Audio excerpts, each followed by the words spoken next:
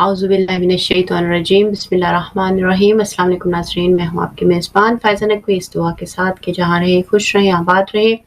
अल्लाह ताला की बेशुमार रहमतों बरकतों उसके फ़ज़ल और करम के साए में रहें। परवरदिगार आप सबको सभी अपनों समेत दो जहाँ के शर से महफूज रखे, दो जहाँ का खैर कसीर आपकी नस्लों में शामिल फरमाए और तमाम मज़लूमीन जहाँ बिलखुसूस गज़ा, लबनान, शाम, ईरान, इराक और यमन,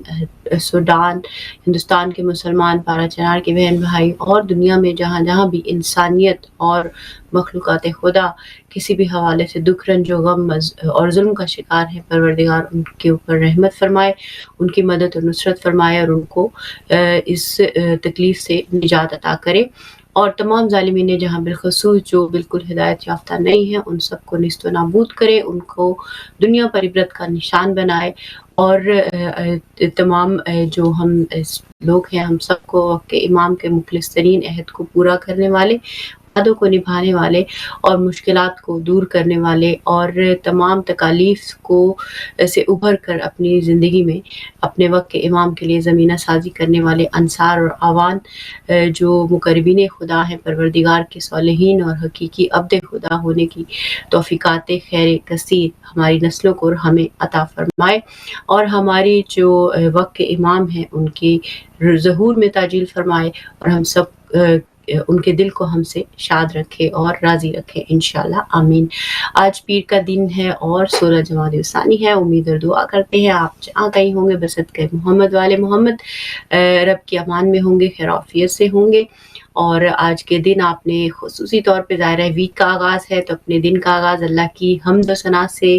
किया होगा। अभी अगर आपने याद नहीं की तो सुबह उठकर अल्लाह की 14 नेमतों को कम से कम रोज़ याद किया करें, क्योंकि अल्लाह कहता है कि जितना शुक्र करोगे उतना ही अता करूँगा। तो आप हर दिन 14 नई नेमतें सोचा करें कि हाँ, आज ये 14 नेमतें मैं इनके ऊपर रब तआला का शुक्र अदा करना चाहूँगा या चाहूँगी, तो ताकि हम अपने रब की तरफ जो है वो शुक्रगुज़ारी का एहसास इंसान को कदरदानी का एहसास दिलाता है और कदरदानी और वैल्यू करना किसी चीज़ को बहुत बड़ी सिफ़त है इंसान के अंदर, अगर वो अपने अंदर उसे इवॉल्व कर सके, डेवलप कर सके। तो आप अल्लाह का शुक्र अदा करें, उसके बंदों का भी शुक्र अदा करें जो आपके साथ अच्छे हैं या बुरे हैं, जैसे भी हैं, और अपने दिलों को साफ़ और शफ़ाफ़ करें। अपने गिरदो-नवा में जितने भी आपके रिश्ते हैं, जिन्होंने आपसे ज़्यादती की है, ज़ुल्म किया है, बुरा किया है, आपके लिए बुरा कहा है, ग़ीबत की है, आपके लिए कुछ भी अच्छा बुरा किया, उन सबको माफ़ कर दें अल्लाह की मोहब्बत में और अपने दिल को ख़ालिस और शफ़ाफ़ कर लें, क्योंकि जब हम अल्लाह की खातिर अपने इन खूनी रिश्तों को या अपने मुसलमान बहन-भाई होने के नाते माफ़ कर देते हैं, क्योंकि हम इस दुनियावी छोटी-छोटी चीज़ों की खातिर नहीं चाहते कि अगले जहानों में उनकी ज़िंदगियाँ जो हैं वो किसी भी अज़ाब और तकलीफ़ का शिकार हो जाएँ। तो एक तोहफ़ा जो हम इंसान अपने बहन-भाइयों को, इंसानी बहन-भाइयों को और दीनी बहन-भाइयों को बिलख़ुसूस दे सकते हो, ये है कि हम उन्हें मुख़लिसाना तौर से माफ़ कर दें, ताकि हम जब दुनिया से जाएँ तो हल्के-फुल्के होकर जाएँ और कामयाबी जो है वो हमारे ज़िंदगी में शामिल रहे। क्योंकि जब हम अल्लाह के बंदों को माफ़ कर देंगे तो वो रब कितना करीम है, वो भी यकीनी तौर पे हमें माफ़ कर देगा और हमारी आखिरत जो है वो बख़ैर होगी इंशाअल्लाह। आज पीर का दिन है और अभी हम देखते हैं मौसम का हाल क्या है। इस आज के दिन में ओवरऑल मौसम क्लाउडी है, कहीं-कहीं हल्की-फुल्की रेन भी रहेगी। तो वेदर जो मैनचेस्टर में है वो नियरली 9 डिग्री सेल्सियस है और थोड़ा अच्छा साफ़ मौसम है, बेहतर है कंपैरेटिवली। लंदन में 13 डिग्री सेल्सियस रहेगा, एडिनबरा में 9 डिग्री सेल्सियस रहेगा और हल्की-फुल्की रेन रहेगी। कार्डिफ में 13 डिग्री सेल्सियस है, जबकि ग्लासगो में जो है वो 8 डिग्री सेल्सियस है और नॉर्दर्न आयरलैंड में रहेगा 6 डिग्री सेल्सियस। सो ये रहे आज के मौसम और हम आज देखेंगे कि उम्मीद और दुआ करेंगे कि ये सारे मौसम हमारी ज़िंदगियों के जो मौसम हैं वो भी सबके लिए मोहब्बत, सुकून, राहत, शादमानी और इत्मीनान के हों। हमारे पास से जब कोई उठे या हमारे पास कोई बैठे तो हमारे वजूद की शिद्दत और हिद्दत और हमारे वजूद की नफ़रत और नेगेटिविटी, क्योंकि हम एक दूसरे की स्पिरिट से, किसी न किसी स्पिरिट से कनेक्ट हुए होते हैं, तो हम कोशिश करें कि अपने वजूद से वो मोहब्बत, वो मरहम, वो सुकून, वो हक़ और हकीकत اور سچائی اور اطمینان یعنی سچ بولیں محبت سے اور اچھے انداز سے. ہم دوسرے کی خاطر اپنے آپ کو ان کی پستی کے لیول پر نہ لائیں بلکہ اپنی زندگی کو کوشش کریں کہ اٹھا کر رب تعالیٰ کی طرف بڑھائی جو کمال کا سفر ہے اس کو جاری اور ساری رکھیں اور اپنی ذات کو جمال سے استوار کریں. اور جمال یہی ہے کہ ہمارے پاس سے جو بھی گزرے جب بھی گزرے بیٹھے یا ساتھ ہو ہماری ذات سے اس کو سکون راحت مرہم خوشی محبت عزت اور تکریم کا احساس پہنچے صرف اور صرف اللہ کی خوشی کے لیے. تو بہرحال یہ تو چھوٹی چھوٹی کچھ چیزیں تھیں میں نے سوچا آپ سے شیئر کرتی چلوں. آج ہمارا عنوان ہے جس طرح ہم نے لاسٹ ویک بھی ڈسکس کیا تھا عراق جو غزہ کی صورتحال ہے سوڈان میں جو صورتحال ہے اس کے علاوہ جو عالمی سطح پر اسپیشلی جو ریجنل سطح پر جو امریکن پالیسیز چل رہی ہیں ان ساری چیزوں پہ آج ہم بات کریں گے. ہمارے ساتھ موجود ہیں ہمارے بہت ہی محترم گیسٹ منتظر مہدی صاحب. آپ جرنلسٹ ہیں اور مختلف ڈاکیومنٹریز کام کر رہے ہیں ان کی طرف ہم جڑیں گے. السلام علیکم منتظر بھائی ہم تہ دل سے ممنون اور مشکور ہیں کہ آپ ہمارے ساتھ شامل ہوئے اور ہدایت ٹی وی کی طرف سے آپ کا بہت بہت شکریہ. اور چونکہ ظاہر وقت بہت تیزی سے جا رہا ہے اور سوال بھی بہت سارے ہیں تو سب سے پہلے بھی یہ جاننا چاہوں گی کہ غزہ کی طرف جو ہے سچویشن اس ویک کیا ہے اور کیا صورتحال چل رہی ہے کہ غزہ فلسطین کی جو موجودہ صورتحال ہے اس کے بارے میں چاہوں گی تھوڑی سی اپڈیٹ کیجیے گا تاکہ ہمارے ناظرین کو معلوم چل سکے کہ اس وقت وہاں پہ کیا حالات اور واقعات رونما ہو رہے ہیں. جی وعلیکم السلام. سب سے پہلے پروگرام میں ایک دفعہ پھر دعوت دینے کے لیے بہت شکریہ. غزہ کے حوالے سے پچھلے پروگرام میں یہ ڈسکس کیا تھا کہ جو سیز فائر کیا گیا ہے وہ باقاعدہ کوئی سیز فائر نہیں تھا جنگ بندی نہیں تھی بلکہ اس کو ہم کہہ سکتے ہیں کہ ایک وقفہ تھا. اور یہ بات خود قطری پرائم منسٹر نے بھی کہی ہے کہ یہ وقفہ ہے اس کو ہم سیز فائر نہیں کہہ سکتے. اس کی وجہ یہ ہے کہ جو شرائط رکھی گئی تھی اسرائیل اس شرائط پر پورا نہیں اتر رہا. اور اس ہفتے جو ہم اہم خبر دیکھتے ہیں غزہ کے حوالے سے وہ یہ ہے کہ اقوام متحدہ کی سیکیورٹی کونسل نے جو امریکی مسودہ تھا جو 20 نکاتی منصوبہ بنایا تھا ٹرمپ نے اور اس منصوبے کے اندر اس نے کسی بھی عالمی ادارے کو شامل نہیں کیا تھا جیسے اقوام متحدہ. لیکن 17 نومبر کو ہم دیکھتے ہیں کہ اقوام متحدہ کے سیکیورٹی جو کونسل ہے اس نے صدر ٹرمپ کا جو یہ بنایا ہوا مسودہ تھا جو 20 نکاتی منصوبہ تھا اس کو باقاعدہ رسمی حیثیت دے دی ہے. یعنی کہ اس کو انہوں نے کہا ہے کہ یہ باقاعدہ بھی قابل عمل ہونا چاہیے اور اقوام متحدہ میں اس کو باقاعدہ قبول کر لیا گیا ہے اور اس کو قانونی جواز کو فراہم کر دیا گیا ہے. اس کے مطابق انہوں نے یہ کرنا ہے کہ غزہ کے اندر ایک عبوری حکومت قائم کرنی ہے اور دوسرا یہ کہ ایک بین الاقوامی اسٹیبلائزیشن فورس جو ہے غزہ کے اندر قائم کرنی ہے. اور اس 20 نکاتی جو منصوبہ تھا اس کے اندر یہ بھی شامل تھا کہ حماس کو غیر مسلح کیا جائے ان سے اسلحہ لے لیا جائے. ابھی ہم سیم سچویشن بھی دیکھتے ہیں کہ حزب اللہ سے اسلحہ لینے کے لیے بھرپور کوشش کی جا رہی ہے اور اسی طرح سے حماس سے بھی اسلحہ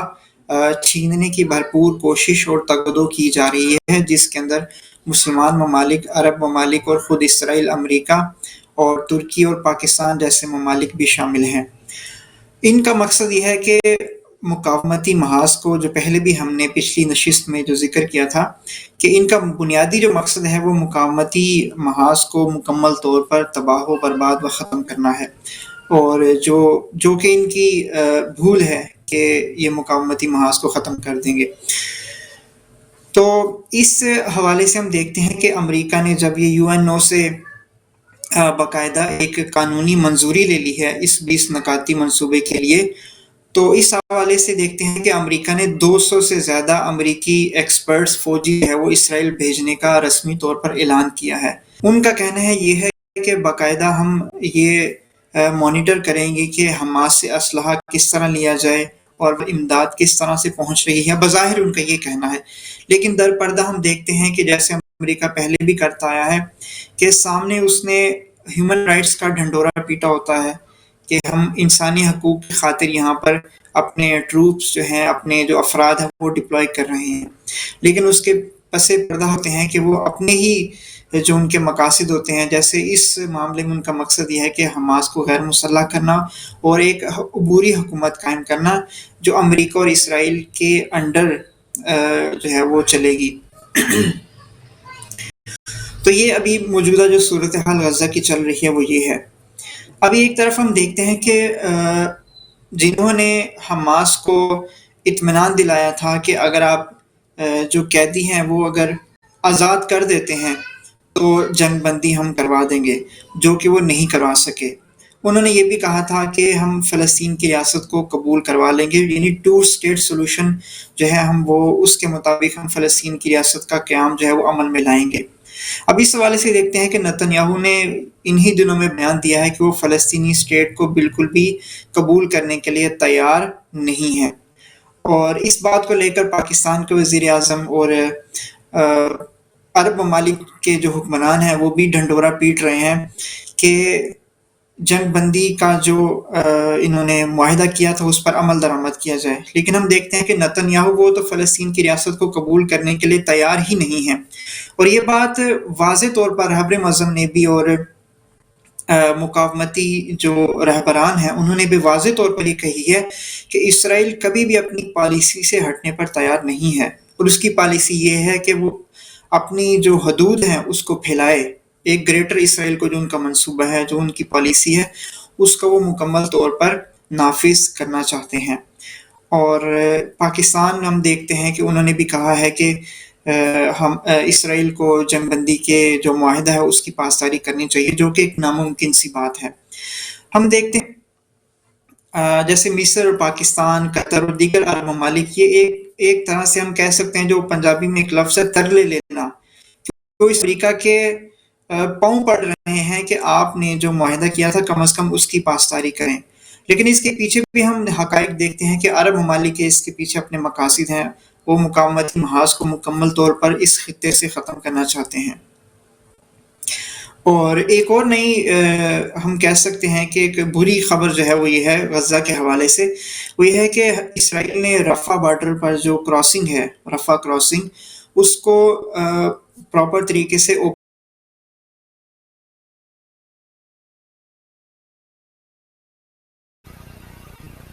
ہم ڈیٹیلز لے رہے تھے لیکن شاید وہاں پہ کچھ ایشو ہوا ہے شاید، اور ہمارے مہمان جو ہیں وہ بھی ہم سے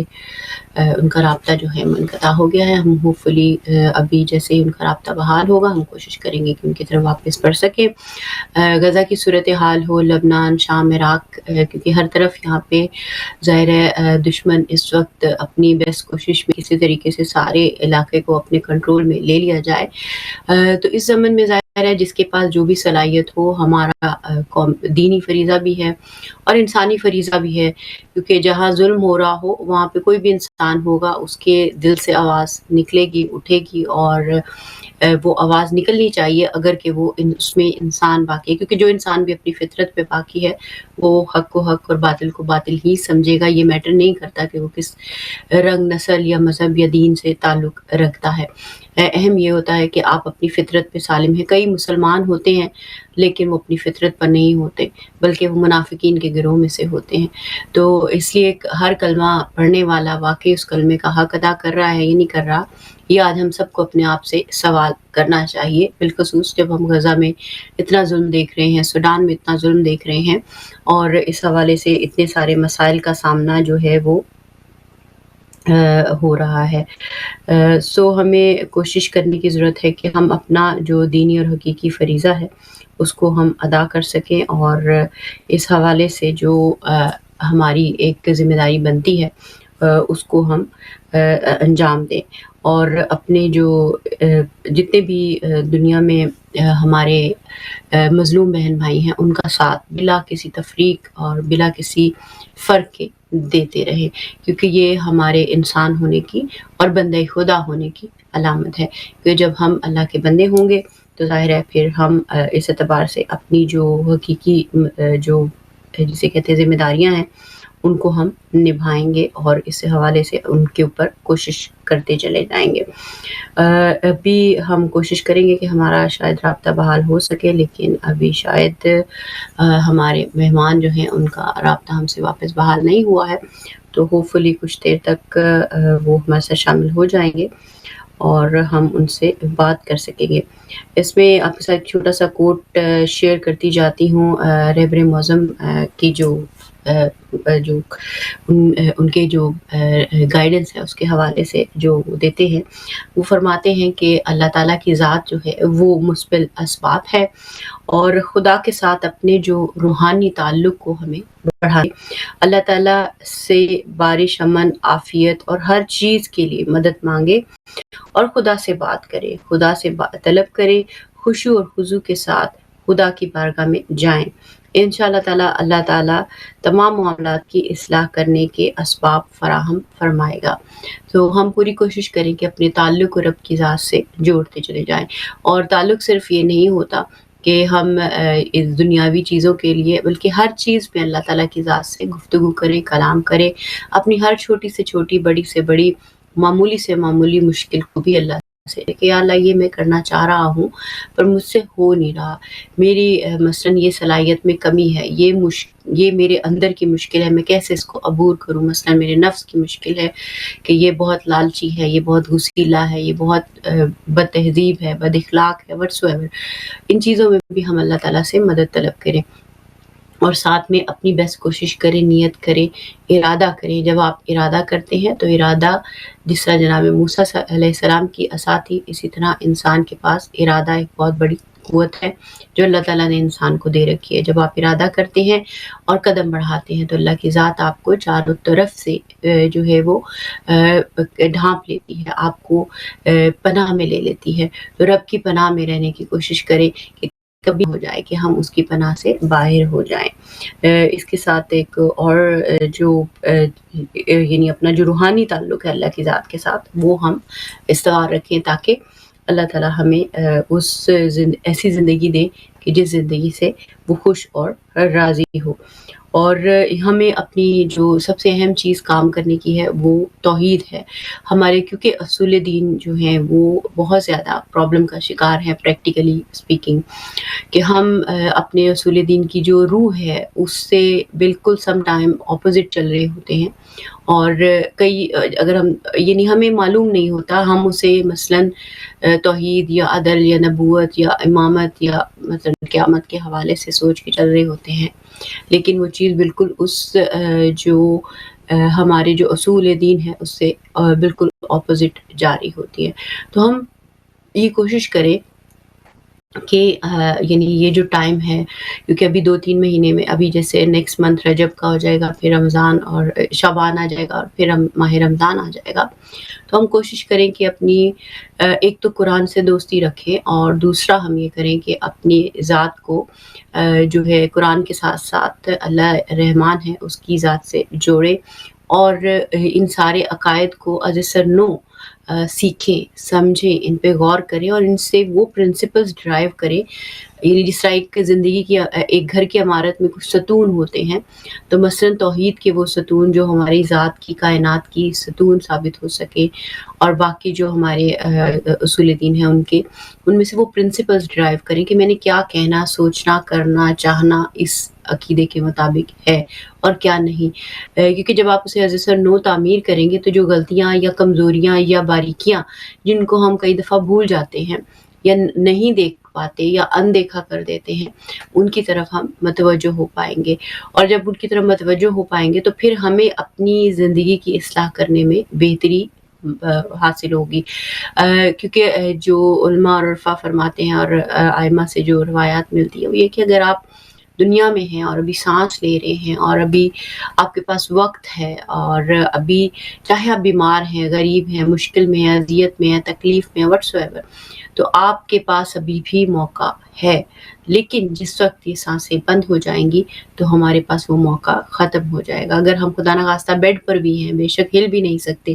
مگر کم سے کم سانس لے رہے ہیں، ہمارا ذہن چلتا ہے، تو بھی غنیمت ہے، اللہ سے استغفار کا ٹائم ہے، توبہ کا ٹائم ہے، اپنے بھولے ہوئے سب گناہوں کو یاد کر کے اللہ سے اپنی چھوٹی چھوٹی غلطیاں، بڑی غلطیاں، ہر جرم جو ہم نے زندگی میں کیا ہے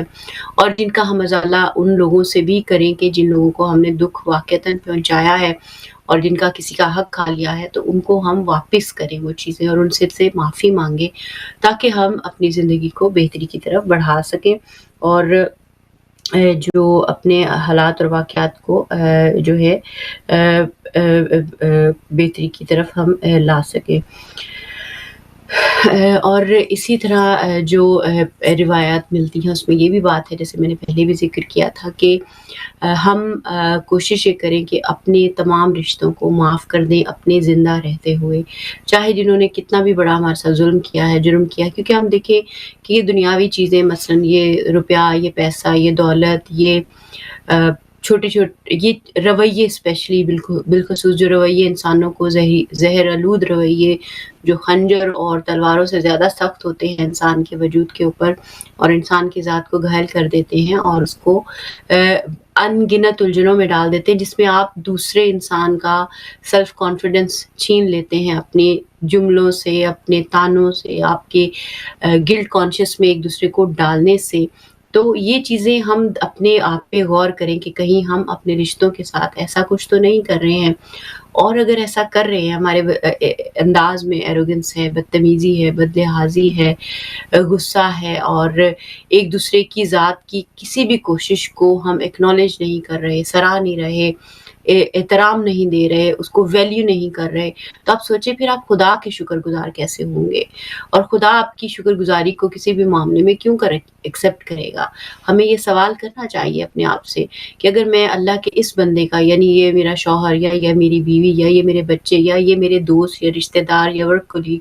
اگر میرے لیے کوئی بھی کوشش چھوٹی سے چھوٹی، بڑی سے بڑی، کسی بھی فارم میں کر رہے ہیں اور میں اس انسان کے لیے مؤدب نہیں ہوں اور اس کی انسانی احترام کو ہمیشہ جو ہے وہ یعنی جسے کہتے ہیں نا ہٹ کرنا اپنے انداز سے، اپنے رویے سے اور یا کسی بھی انداز سے کرتا ہوں، تو یہ رویے انسان کے لیے، خود کے لیے بھی بہت بڑا زہر ہے، کیونکہ ظاہر ہے آپ کے وجود سے وہ زہر نکل رہا ہے اور دوسرے کے وجود کو ایڈریس کر رہا ہے۔ تو پہلے تو آپ کا خود، جیسے آپ کہہ لیں کہ آتش فشاں جہاں پہ ہوتا ہے وہ پہلے کتنا اس کے اندر آگ اور گندگی اور یعنی سب کچھ ہوتا ہے، تو اسی طرح ہم اس گندگی کے ڈھیر کو اپنے وجود کا حصہ بنائے ہوئے ہیں، اور اگر ہم دوسرے کو عزت دے رہے ہیں، احترام دے رہے ہیں، بے شک ہمارے اختلاف ہیں، بے شک ہم ان کی بات سے ایگری نہیں کرتے، بے شک ہم یہ چاہتے ہیں کہ وہ کریں جو ہم چاہتے ہیں، لیکن تب بھی اگر آپ کسی کے انسانی احترام کو اور عزت کو پامال نہیں کرتے، تو یہ ایک انسانی صفت ہے جو ہر انسان کا حق ہے۔ لیکن پرابلم یہ ہوتا ہے کہ جیسے وہ ایک بڑی خوبصورت مثال ایک عالم دین ہے وہ دیتے ہیں کہ کہتے ہیں کہ اگر ایک کمرے میں ایک چھوٹا بچہ داخل ہو جاتا ہے اور اس کے ہاتھ میں پانی کا ایک گلاس ہوتا ہے اور وہ بائی مسٹیک پانی اس کے ہاتھ سے گر جاتا ہے، گلاس ٹوٹ جاتا ہے، تو ہمارا رویہ کیا ہوتا ہے اس بچے کی طرف، چھوٹے بچے کی طرف، یا سمجھ لیں کہ ٹین ایجر بچے کی طرف، تو ہم اس کو ڈانٹنا شروع کر دیتے ہیں،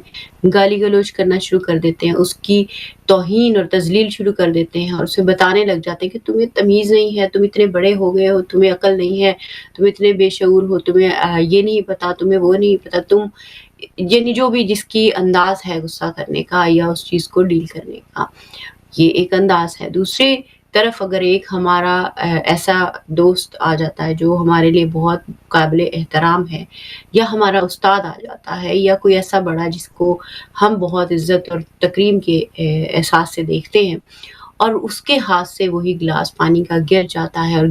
نیچے گرنے کے بعد آپ کہتے ہیں کہ کہیں آپ کو لگی تو نہیں، کوئی بات نہیں، میں اس کو صاف کر دیتا ہوں، کوئی بات نہیں، ہو جاتا ہے۔ تو ان دو رویوں میں جو فرق ہے یہ بتاتا ہے کہ آپ نے ایک جگہ سمجھ لیا کہ میں بڑا ہوں، یعنی اللہ اکبر نہیں ہے، میں بڑا ہوں اور میں جس کو چاہوں اس کو ڈانٹ ڈپٹ کر سکتا ہوں اور اس کی توہین کر سکتا ہوں۔ سو یہ چیز جو ہے وہ بہت زیادہ یہ چیز جو ہے وہ بہت زیادہ پرابلم کریٹ کر سکتی ہے۔ ہم یہ چیز کو کوشش کریں کہ ہم ان چیزوں کو اوائڈ کریں اور اپنی جو زندگی ہے اس کو اصلاح اور بھلائی کی طرف لے کر چلیں، اور خود کو اکبر نہ سمجھیں، اللہ کی ذات کو اکبر سمجھیں۔ اور جب ہم اللہ کی ذات کو اکبر سمجھتے ہیں تو کوئی چھوٹا ہو، بڑا ہو، امیر ہو، غریب ہو، رنگ و نسل میں کوئی بھی ہو، ہم اس کے ساتھ یکساں احترام، عزت اور پرواہ کا رویہ رکھتے ہیں۔ یہ نہیں سوچتے کہ نہیں یہ فلاں ہے تو اس کو میں نے ایسے ٹریٹ کرنا ہے، کیونکہ یہ جو ہمارے نیچرل رویوں میں فرق آ جاتا ہے کہ یہ ہم نے ماسک پہنے ہوئے ہیں ڈفرینٹ ٹائپس کے، ان ماسک کو ہم ہٹا لیں اور کوشش کریں کہ جو ان ماسک سے ہم جو ہے وہ ان کو ہٹانے کے بعد ہم اپنے آپ کو بہتری کی طرف جو ہے وہ بڑھا دیں۔ یہی ہماری زندگی کا اصل جو مقصد ہے، اور اسی مقصد کے تحت اپنی ترتیب اور جو جسے کہتے ہیں اپنے آپ کو از نو ترتیب دیں، اور اپنے رویوں کو، اپنے اخلاق کو، اپنی گفتار کو، اپنے اٹھنے بیٹھنے کو، ایک ایک چیز کو ہم پھر سے تشکیل دیں۔ نہیں میٹر کرتا کہ ہم 80 سال کے ہیں، 50 کے ہیں، 40 کے ہیں، 32 کے ہیں، یا 5 کے ہیں، یا 15 کے ہیں۔ ہم خدا کے سامنے ایک ایسے ہی بچے کی طرح ہے جو ابھی چلنا سیکھ رہا ہے اور بولنا سیکھ رہا ہے اور اس کی طرف بڑھنا سیکھ رہا ہے۔ اس عظیم الشان ہستی کی محبت پہ بھروسہ رکھیں، امید رکھیں، یقین رکھیں، اور اپنے گھروں کو جنت کا ایک گھر بنائیں، کیونکہ یہ گھر وہ انسٹیٹیوشنز ہوتے ہیں جہاں پہ انسانیت تخلیق پاتی ہے، اور ہم اس معاملے پر ایک دوسرے کی مدد کریں۔ یہ رشتے اسی لیے ہیں کہ ہم جو ہم کوشش کریں کہ ہم جو ہے وہ کوشش کریں کہ ہم اس اعتبار سے اپنا جو ایک ہمارا جو ایک فریضہ بنتا ہے اس کو ہم نبھا سکیں اور اپنی زندگیوں کو بہتری کی طرف لا سکیں۔ یہ بہت ہی اہم ہے، کیونکہ آج اگر ہم اپنے گھروں کو خدا کی خاطر، کیونکہ ابھی جتنی بھی زندگی ہم نے جی ہے وہ ہم نے اپنی ذات کی خاطر، اپنے جذبات، اپنے احساسات، اپنے خیالات کی خاطر جو ہے وہ بنائی ہے، اور اس کو ہم نے خدا کی خاطر جو ہے وہ بنانا ہے۔ ہمیں یہی جو ہے وہ کوشش کرنے کی ضرورت ہے۔ ہم کوشش کرتے ہیں کہ ہمارے مہمان اگر ہمیں لائن پر تو ہم ان کی طرف بڑھتے ہیں۔ آئی تھنک سو ہمارے ساتھ منتظر بھائی آ گئے ہیں۔ السلام علیکم منتظر بھائی، ویلکم بیک۔ اور چونکہ ٹائم بہت تیزی سے جا رہا ہے اور آج کافی ٹائم گزر بھی چکا ہے، تو بنا ٹائم ویسٹ کیے میں اگلے سوال کو بھی ساتھ سے جوڑتی چلوں تاکہ ہم ان سوالوں کو بھی ٹچ کر سکیں، اور وہ یہ ہے کہ لبنان کے جو صدر ہیں وہ عرب امارات کے تعاون سے اسرائیل کے ساتھ مذاکرات کر رہے ہیں۔ اس تناظر میں جو حزب اللہ ہے اس کا کیا رد عمل ہے؟ ایک سوال تو یہ ہے، یا پھر آپ ایسے کیجئے کہ ہمارے پاس چونکہ 15 منٹ ہیں تو 3 سوال ہیں، تو ہم 5-5 منٹ کے حساب سے ہر سوال کو ایڈریس کر لیتے ہیں۔ تو غزہ کے حوالے سے بات چل رہی تھی، اس میں جو فلسطین کے حوالے سے جو اہم ایک خبر ہے، جو ایک یعنی کہ توجہ دلانے کی ضرورت ہے، وہ ویسٹ بینک کے بارے میں ہے۔ ایک غزہ کے بارے میں تو ہم بات کرتے ہیں اور میڈیا کے اوپر بھی اس کے بارے میں بات کی جاتی ہے، لیکن ویسٹ بینک کے اندر جو ہو رہا ہے، یعنی کہ فلسطین کا جو دوسرا حصہ ہے، وہاں پر جو کچھ ہو رہا ہے اس کی طرف عام طور پر توجہ نہیں کی جاتی۔ ہم دیکھتے ہیں کہ ایک سال کے اندر تقریباً اعداد و شمار کے مطابق جو انٹرنیٹ پر موجود ہیں، جو اداروں نے دیے ہیں، 28,000 نئی ہاؤسنگ یونٹس جو اسرائیل نے وہاں پر قائم کرنے کی منظوری دی ہے، 28,000 یونٹس صرف ایک سال کے اندر، اور یہ نمبر اب تک کا سب سے زیادہ نمبر ہے کہ جس میں ہاؤسنگ سوسائٹیاں بنانے کی جو منظوری دی ہے۔ اور حتیٰ کہ فرانس جیسے ملک نے، اٹلی اور یو کے جیسے ملک نے بھی اس کی مذمت کی ہے کہ اسرائیل جو ہے وہ فلسطینی سرزمینوں کے اوپر جو ہے وہ قبضہ کر رہا ہے۔ اور اس کے ساتھ اسرائیل کی جو آرمی ہے وہ تو ظاہر قتل عام کرتی ہے، لیکن وہاں کے جو عام شہری ہیں اسرائیل کے، جن کو سیٹلرز کہا جاتا ہے، انہوں نے بھی تقریباً ایک سال کے اندر 1680 حملے کیے ہیں۔ یہ بھی اعداد و شمار جو عالمی ادارے ہیں ان کے مطابق، کہ 5 حملے وہ روزانہ جو ہے وہ ویسٹ بینک کے اندر ہوئے ہیں۔ اور اسی سال میں یعنی کہ انہی آخری 8 مہینوں کے اندر تقریباً 95,000 لوگ اپنے گھروں سے نکال دیے گئے ہیں ویسٹ بینک کے اندر۔ اسرائیل کی طرف سے. اسی طرح سے آپ نے جو سوال کیا کہ لبنان کے حوالے سے کہ جو لبنان کے صدر ہیں انہوں نے یہ باقی عرب ممالک کے ساتھ مل کر اسرائیل کے ساتھ مذاکرات جو ہے وہ سٹارٹ کیے ہیں. البتہ پہلے سے شروع تھے لیکن ابھی انہوں نے باقاعدہ یہ اعلان کیا ہے کہ ہم اس ساتھ مذاکرات کر رہے ہیں, کیونکہ حزب اللہ کا کہنا ہے کہ اگر اسرائیل یہاں سے نکلتا ہے تو پھر ہم سوچیں گے کہ ہم ہتھیار کس کے حوالے کریں. لبنانی حکومت کا ہم ہتھیار جو ہے ان کے حوالے کر دیں گے. اور اس حوالے سے شیخ نعیم قاسم نے بھی کہا ہے کہ اس کا نہیں ہے, کیونکہ اسرائیل نے جو کچھ کرنا ہے وہ اس نے کر کے ہی رہنا ہے. یعنی کہ اس کی پالیسی یہ ہے کہ جیسے اس نے سیریا کا کچھ حصہ اپنے قبضے میں لے لیا,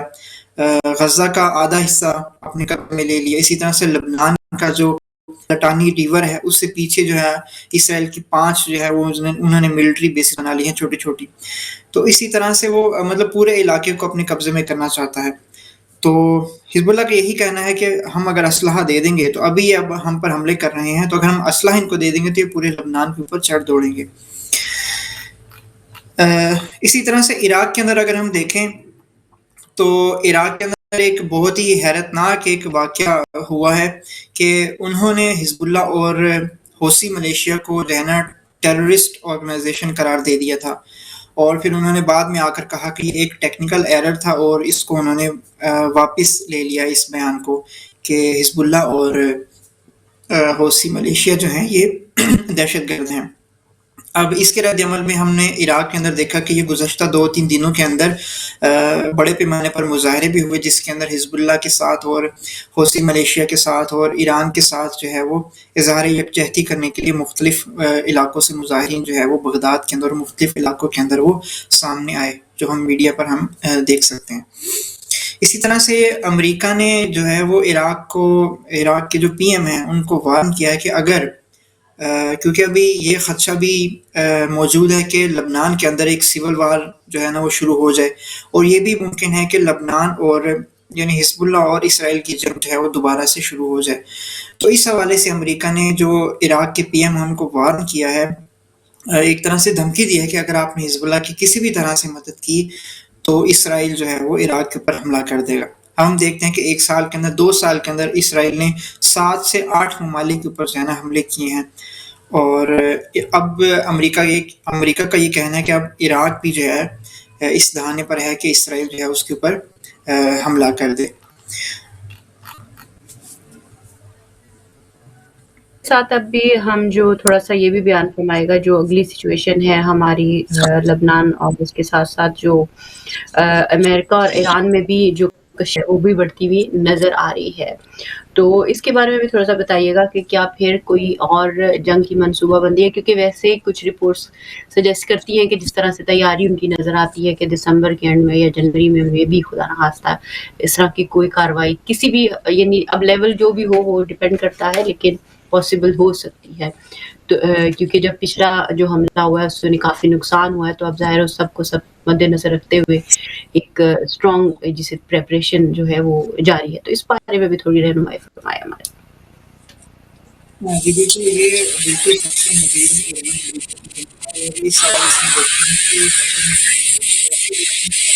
انقلاب نے بحیرہ احمر میں بڑے پیمانے پر جو ہے وہ مشقیں جو ہے وہ شروع کی ہیں.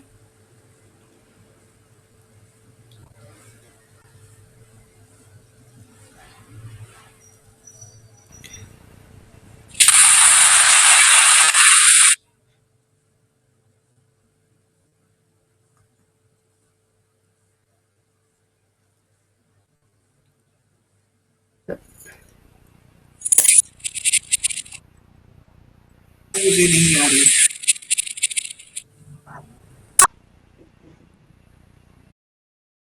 ایرانی جیسے کہ آپ نے کہا کہ جنگ کا جو خطرہ ہے وہ ابھی بھی مطلب موجود ہے, اور اس کا بڑا ثبوت یہ ہے کہ ایرانی پاسداران انقلاب نے IRGC نے بحیرہ احمر میں بڑے پیمانے پر جو ہے وہ مشقیں کی ہیں, فوجی مشقیں کی ہیں, اور ایک نیا میزائل جو ہے انہوں نے ٹیسٹ کیا ہے, آزمایا ہے, جو کہ ایک دور تک ہدف کو ٹارگیٹ کرنے کے لیے جو ہے وہ اسپیشل جو ہے تیار کیا گیا تھا, اس کو انہوں نے ٹیسٹ کیا ہے. اور اس معاملے ہم دیکھتے ہیں کہ حزب اللہ کے معاملے میں جو فورن منسٹر ہیں لبنان کے، ان کا یہ کہنا ہے کہ اگر ایران کہے حزب اللہ کو تو پھر حزب اللہ جو ہے وہ اپنا اسلحہ دے دے گا، ایران کے کہے بغیر حزب اللہ کوئی بھی قدم جو ہے وہ نہیں اٹھاتی۔ اس کے رد عمل میں ایران فورن منسٹر ہیں اور جو وزارت خارجہ، انہوں نے بیان دیا ہے کہ لبنان کے جو معاملات ہیں وہ ان کے اپنے اندرونی معاملات ہیں، اس کا ایران کے ساتھ کوئی جو ہے وہ تعلق نہیں ہے۔ ظاہر ہے یہ ایک سیاسی بیان ہم کہہ سکتے ہیں، لیکن ہم دیکھتے ہیں کہ اصل جو پالیسی ہے عرب معظم کی، وہ یعنی ایران کی جو ہم کہہ سکتے ہیں پالیسی ہے، انقلاب اسلامی کی جو پالیسی ہے وہ یہ ہے کہ مقاومتی گروہوں کو ہر طرح سے، ہر لحاظ سے مضبوط کیا جائے، ان کی پشت پناہی کی جائے، اور اسرائیل کے خلاف اور امریکہ کے خلاف جو انہوں نے اپنا یہاں پر ایک استکباری اور استعماری جو اڈے یہاں پر بنائے ہوئے ہیں، ان کے خلاف ہر طرح سے مزاحمت جو ہے وہ جاری رکھی جا سکے۔ اسی طرح سے ہم سوڈان کے اندر بھی دیکھتے ہیں کہ سوڈان کے اندر جہاں مختلف ممالک انوالو ہیں، جیسے ترکی ہے، قطر ہے، امریکہ ہے، UAE ہے، اور اسی طرح سے ایران بھی اب سوڈان کے اندر جو ہے باقاعدگی سے انوالو ہونے کی کوشش کر رہا ہے کہ SAF جو سوڈانیز آرمی ہے، ان کو جو ہے ڈرونز جو فراہم کرتا ہے وہ ایران فراہم کرتا ہے۔ اب ظاہر ہے وہاں پر ریڈ سی ہے، اور ریڈ سی کے اندر ظاہر ہے جس ملک کا قبضہ ہوگا اور اس کی جہاں پر اس کا قبضہ ہوگا جس ملک کا، وہاں پر 11% جو تجارت ہے دنیا کی، کیونکہ وہاں سے گزرتی ہے، تو وہاں پر جس کا قبضہ ہوگا، وہاں پر جس کی نظر ہوگی، وہاں پر جس کی انٹیلیجنس ہوگی، اس کا ملکی فائدہ بھی ہوگا، اس کا انفلوئنس بھی ہوگا۔ اس لیے ہم دیکھتے ہیں کہ سوڈان کے اندر بھی جو خانہ جنگی جاری ہے، اس کے اندر بھی مختلف ممالک جو ہیں اپنے مفادات کے لیے مختلف طریقوں سے انوالو ہیں۔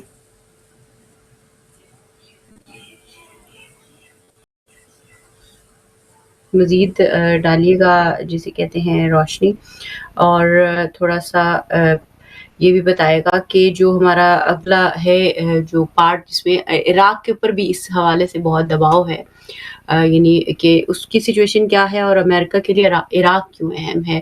اور اس کے ساتھ ساتھ جو سوڈان کی بات آپ نے کی ہے کہ سوڈان میں بھی 2 سال سے یہ جو سول وار ہے یہ کیوں جاری ہے، اس کی بھی تھوڑی سی مزید وضاحت فرمائے گا۔ ان دونوں اسپیکٹس کو میں چاہوں گی کہ آپ ذرا آخری 5-6 منٹ ہیں تو اس میں بیان فرمائے گا، اور کچھ اہم پوائنٹ جو غزہ کی انسانی جو اعتبار سے اس وقت مشکلات ہیں، ظاہر ہے وہاں پہ لوگ ایک ہیومینیٹیرین کرائسس کا بھی شکار ہے، تو کچھ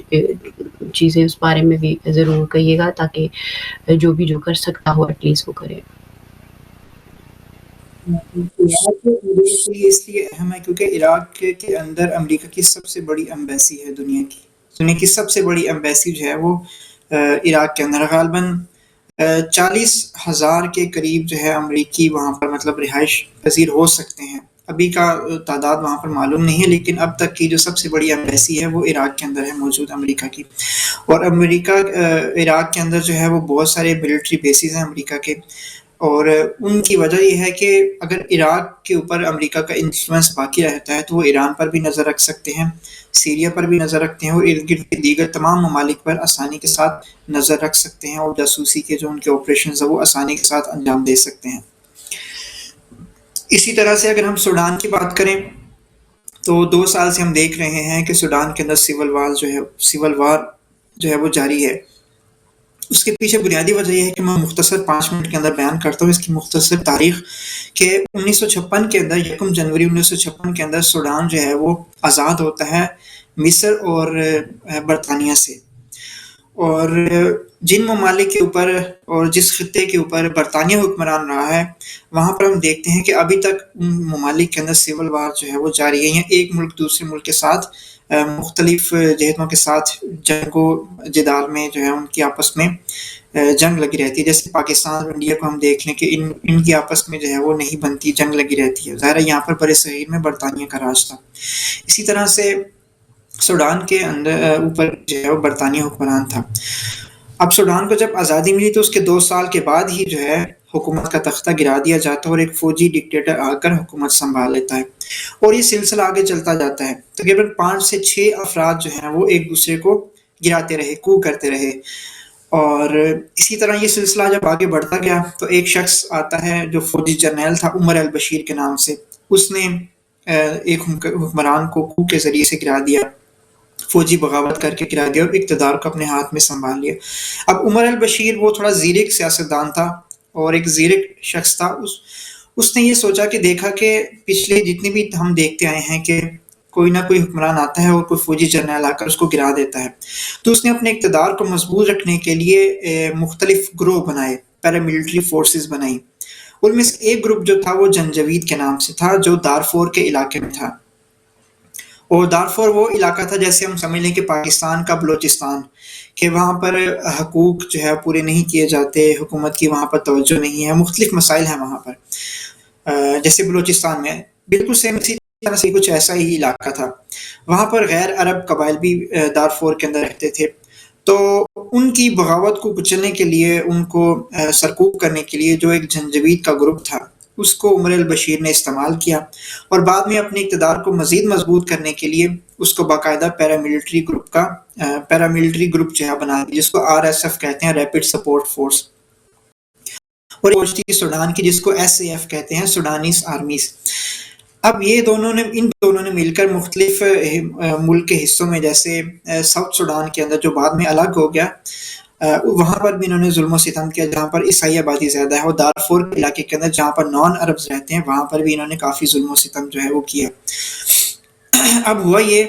کہ جب 2005 میں یا 2011 میں جب ساؤتھ سوڈان الگ ہوا، تو کیونکہ آئل کے ریزروز جو تھے وہ زیادہ ساؤتھ سوڈان میں تھے، جو 70% آئل ریزرو تھے وہ ساؤتھ سوڈان کے حصے میں چلے گئے. اب اس کی وجہ سے جو سوڈان کی معیشت تھی، عوام پر کافی گہرا اثر پڑا، معیشت کافی خراب ہو گئی، جس کی وجہ سے جو 30 سال سے اس کی حکومت تھی وہ پروٹیسٹ مختلف لوگوں نے کیے، اور پورے ملک کے اندر جو ہے کافی لوگوں نے مظاہرے کیے. اب عمر البشیر کو اپنی حکومت جو ہے وہ خطرے میں نظر آ رہی تھی، اور یہ جو دو گروپس تھے، ایک پیراملٹری اور سوڈانیز آرمیز فورسز، انہوں نے یہ سوچا کہ اگر یہ اسی طرح سے مظاہرے جاری رہے تو یہ حکومت ختم ہو جائے گی اور یہاں پر سویلین گورنمنٹ آ جائے گی، تو کیوں نہ ہم خود ہی اس کو کو کر کے گرا دیتے ہیں. تو ان دونوں نے مل کر عمر البشیر کو حکومت سے گرا دیا اور اقتدار کو اپنے ہاتھ میں لے لیا. اب انہوں نے عوام کو یہ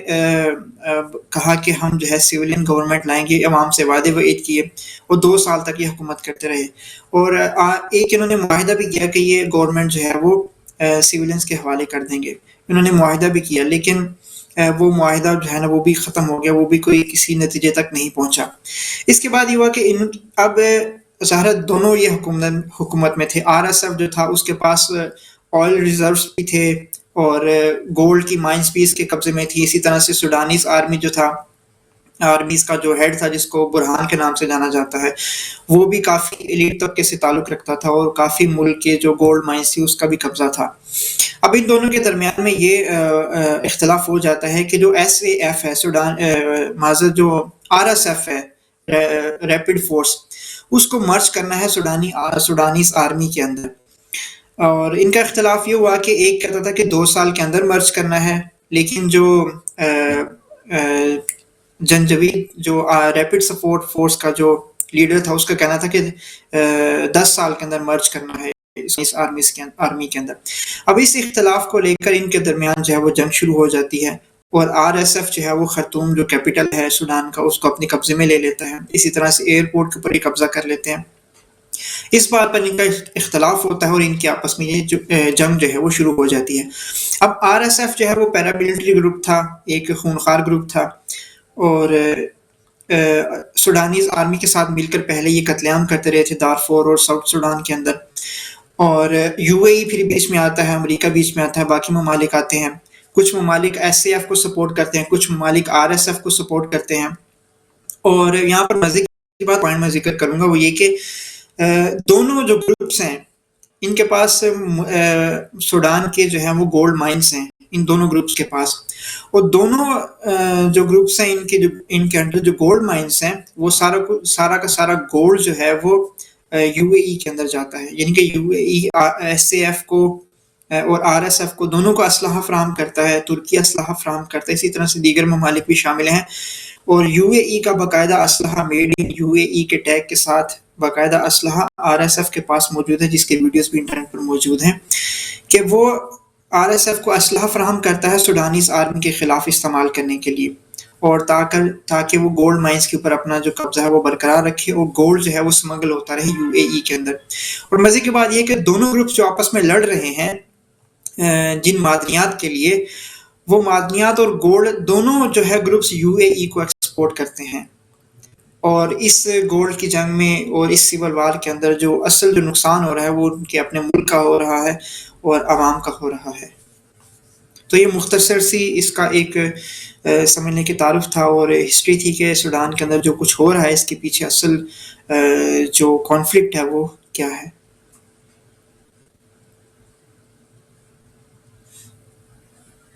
गज़ा के अंदर, और जिस तरह आपने वेस्ट बैंक की भी बात की है, तो थोड़ा-सा उस बारे में भी बयान कीजिएगा। ज़ाहिर है जो वो ज़ुल्म और सितम तो कर ही रहे हैं, लेकिन इस वक़्त जो इंसानी ज़रूरियात और मुश्किलात के हवाले से भी अगर कुछ जुमले आप बयान कर सकें, ताकि हम जो जिसके बस में हो, ज़ाहिर है जो जहाँ पे जिस कैपेसिटी में कुछ कर सकता हो चले, कुछ ना कर सकता हो दुआई कर सकता हो, कुछ तो करे कोई कि इन मज़लूमीन की मदद और नुसरत की जा सके, किस तरीके से इनका साथ दिया जा सके। देखें तो अदाद-ओ-शुमार में जो हम देखते हैं कि तकरीबन बारिशों की वजह से 20,000 लोग जो हैं वो डिस्प्लेस हुए हैं और अक्टूबर के अंदर, सिर्फ अक्टूबर महीने के अंदर तकरीबन 7 लाख लोग नकल मकानी करने पर मजबूर हुए हैं। और ये सिलसिला जारी रहता है। हम देखते हैं कि वो इसराइल एक तरफ आता है, एक शहर में आता है, वहाँ से उनको डिस्प्लेस होना पड़ता है और फिर दूसरी तरफ भी इसराइली मिलिट्री आ जाती है जहाँ पर वो नकल मकानी करते हैं, वहाँ से भी फिर उन्हें हिजरत करना पड़ती है, नकल मकानी करना पड़ती है। तो हम देखते हैं कि सिर्फ अक्टूबर के महीने के अंदर 7 लाख लोग, 7,95,000 लोग जो है वो नकल मकानी करने पर मजबूर हुए हैं। और गुज़श्ता 2 हफ्तों में जब हम देखते हैं कि बारिशों का सिलसिला जो शुरू हुआ है, उसमें तकरीबन 20,000 लोग जो है वो नकल मकानी करने पर मजबूर हुए हैं और जो घर उनके पहले ही मिस्मार शुदा थे, जो थोड़े बहुत रहने के काबिल थे, वो बारिशों और तूफ़ान की वजह से तबाह हो रहे हैं। तो इसके लिए जैसे पहले वाले प्रोग्राम में भी ज़िक्र किया था, इसका बेहतरीन जो एक हल है, एक तो हम इज्तिमाई तौर पर जो है ना आवाज़ उठा सकते हैं।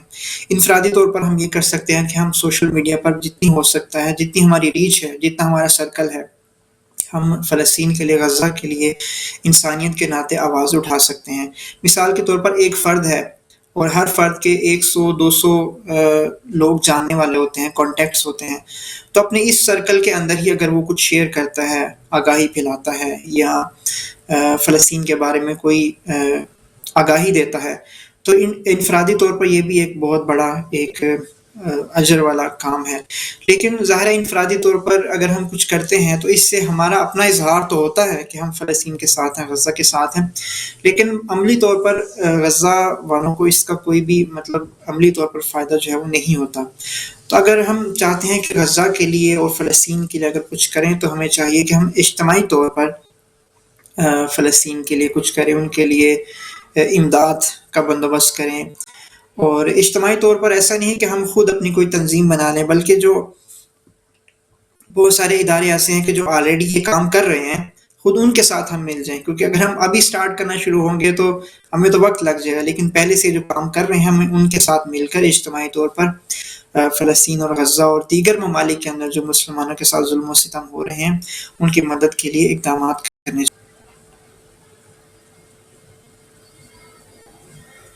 शामिल हुए और इस अहम मौज़ू पे आपने हमारे लिए टाइम निकाला, हमारा साथ दिया। यकीनी तौर पे गज़ा की जो सूरत हाल है या वेस्ट बैंक में भी जो कुछ हो रहा है या लबनान में भी इस वक़्त जिस तरह से हमले किए जा रहे हैं, शाम में भी जो सिचुएशन है, ये सारी सिचुएशन ज़ाहिर है एक ही कड़ी के मुख्तलिफ यानी मंज़र हैं जिसे कह सकते हैं, और इस सब पे हर इंसान को का फ़र्ज़ बनता है कि वो अपने हिस्से की आवाज़ उठाए और बेदारी को ईजाद करे, इस सेंस में कि हम सब चूँकि आइडियोलॉजिकली साउंड नहीं हैं और समझ नहीं पा रहे हैं कि हमारे मुआशरे में क्या गलतियाँ हैं, और हम इन नाइंसाफ़ियों पर चुप रहते आए हैं मुख्तलिफ़ अंदाज़ से, और हमने सोचा नहीं कि ये कितना बड़ा ज़ुल्म और जुर्म, और जिन लोगों ने सोचा उनको हमने ये कह दिया कि ये तो पता नहीं कहाँ की बात करते हैं और क्यों बात करते हैं। तो ये ज़ाहिर है हमारी मुआशरती इज्तिमाई गलतियाँ और जराइम हैं जिनकी वजह से आज ये मज़लूम इंसान इस अज़ियत का शिकार है, और ये यहाँ ख़त्म नहीं होगा ज़ाहिर है ये ज़ुल्म। ये जब आप ज़ुल्म को पहले कदम पे नहीं रोकते तो फिर वो बहुत बड़ी हौलनाकी की शक्ल इख्तियार कर लेता है, और फिर इंसान सोचता है कि ये एकदम से क्या हो गया। तो बहरहाल ये चीज़ें हम सबको कलेक्टिवली सोचने की ज़रूरत है कि ये ज़ुल्म और जुर्म कहीं भी हो, किसी भी इंसान के हवाले से हो, हम सब इसमें अपना हिस्सा डाल सकते हैं। मैं तहे दिल से आपकी ममनून और मशकूर हूँ। अल्लाह ताला आपकी तौफ़ीक़ात खैर में इज़ाफ़ा फ़रमाए और बेहद शुक्रिया हमारे साथ आज इस मौज़ू पर शामिल होने के लिए। और हम इंशाल्लाह जो अभी कुछ ही देर में होपफुली हमारे जो दूसरी गेस्ट हैं वो भी तशरीफ़ ले आएँगी और जो उसमें आज हम टॉपिक डिस्कस करने जा रहे हैं वो होगा तौहीद और खुदा महवरी के हवाले से। और उसमें हम देखने की कोशिश करेंगे कि वो मुआशरे जो मुसलमान कहलाते हैं उनमें से रूहे मुआशरा क्यों उठ गई, क्यों यानी हम अनगिनत वेज़ से शिर्क ख़फ़ी का शिकार हैं। यानी हम शादियाँ करते हैं तो अपनी ज़ात की खुशी और अपनी ज़िंदगी की चाहत या जो भी हमारे डिज़ायर्स उसके हिसाब से, ये नहीं है कि डिज़ायर्स या ख्वाहिशात बुरी चीज़ हैं, मगर जब आपकी सोल जो एक ज़िंदगी का जो वाहिद मकसद अपनी ज़ात की परवरिश होता है, यानी ख्वाहिशात की परवरिश होता है, तवक्कुआत की परवरिश होता है,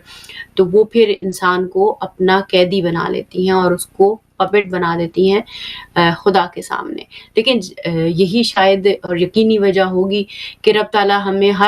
जब भी हम दुआ पढ़ते हैं या कुछ भी पढ़ते हैं तो अल्लाह ताला हमें कहता है कि हम उसकी यानी तस्बीह और हम्द और सना करें, क्योंकि अगर इंसान रब की सना नहीं करता तो फिर वो अपनी सना, अपनी हम्द, अपनी तारीफ़ में लग जाता है और खुद ही को अपना माबूद बनाकर उसकी पूजा करने लग जाता है, जानते हुए या नादानिस्ता तौर पे, और सोचता ये है कि नहीं मैं तो रब की इबादत करता हूँ, मैं कब अपनी या किसी और की करता हूँ। औलाद पालता है तो ये सोचता है कि ये मेरे बुढ़ापे का सहारा है, इसने मेरा बुढ़ापा देखना है, और हम रब पे तवक्कल नहीं रखते, औलाद पे और मादी वसाइल पे तवक्कल रखते हैं। दुनिया में किसी जो मार्के और मुबारज़े का सामना करना पड़े जहाँ हम हक़ पे हों, तो वहाँ हम ये देखते हैं कि फ़लाँ मुल्क का दबाव है, XYZ मसाइल हैं और ये गुर्बत है, ये फ़लाँ है, लेकिन रब की जो ज़ात पे तवक्कल नहीं करते जिसने हर चीज़ बनाई है। और जिस तरह हमने वो पिछले प्रोग्राम्स में भी तालूत और जालूत का वाक़या बयान किया, सिस्टर सकीना दातू ने किया था अपनी डिस्कशन में, तो वो भी बताता है कि आपके पाँव में जूता हो या ना हो, सर पे कपड़ा हो या ना हो, आपके अंदर अगर एक इंसान है, बावक़ार डिग्निफाइड इंसान है जो रब पे तवक्कल करता है, उसकी ज़ात से जुड़ा हुआ है और बहादुर और शुजा है और कम से कम पर भी अपनी ज़ात में खुश और मुतमईन और रब की रज़ा में राज़ी रहता है, तो अल्लाह ताला उस इंसान को बहुत कुछ अता करता है। मगर मसला जो आज के इंसान का है वो फिर वही है कि वो अपनी कीमत खो चुका है, क्योंकि उसने कीमत को मादी चीज़ों के अंदर रख दिया है और गुमशुदगी की ज़िंदगी, वो गुलामी की ज़िंदगी, जिसने खुदा की गुलामी को तो साइड पे कर दिया और हर चीज़ की गुलामी की अनगिनत लेयर्स को हिस्सा बना लिया। और यही वजह है कि आज हम इस आलमी दहशतगर्दी का शिकार हैं, इंसानियत भी और मुसलमान भी। सो इन चीज़ों को हमें बहरहाल इस एतबार से देखने की ज़रूरत है कि जो वो हमारे साथ हम किस तरह से इन चीज़ों को इम्प्रूव कर सकते हैं। हमारे साथ मौजूद हैं सिस्टर आलिमा हादिया अलवी साहिबा, हम उनकी बहुत शुक्रगुज़ार हैं, उनको खुशामदीद कहेंगे प्रोग्राम में। और जिस तरह से आज हमारा उन्वान है, मैं पहले डिस्कस कर चुकी हूँ कि हमारी ज़िंदगी में जो खुदा महवरी की जो अहमियत है और इसका जो फ़लसफ़ा है और हिकमत है और ये एक्चुअली है क्या, इन चीज़ों को हम थोड़ा-सा डिस्कस करने की कोशिश करेंगे। सिस्टर अस्सलाम वालेकुम, खुशामदीद। और आपसे पहला जो सवाल ये जानना चाहूँगी मैं कि एक तो हमारे मुआशरे में जो तौहीद है उसकी शक्ल और जो एक्चुअल हकीकी तौहीद है उसकी क्या तारीफ़ है, और इसमें और खुदा महवरी में फ़र्क क्या है?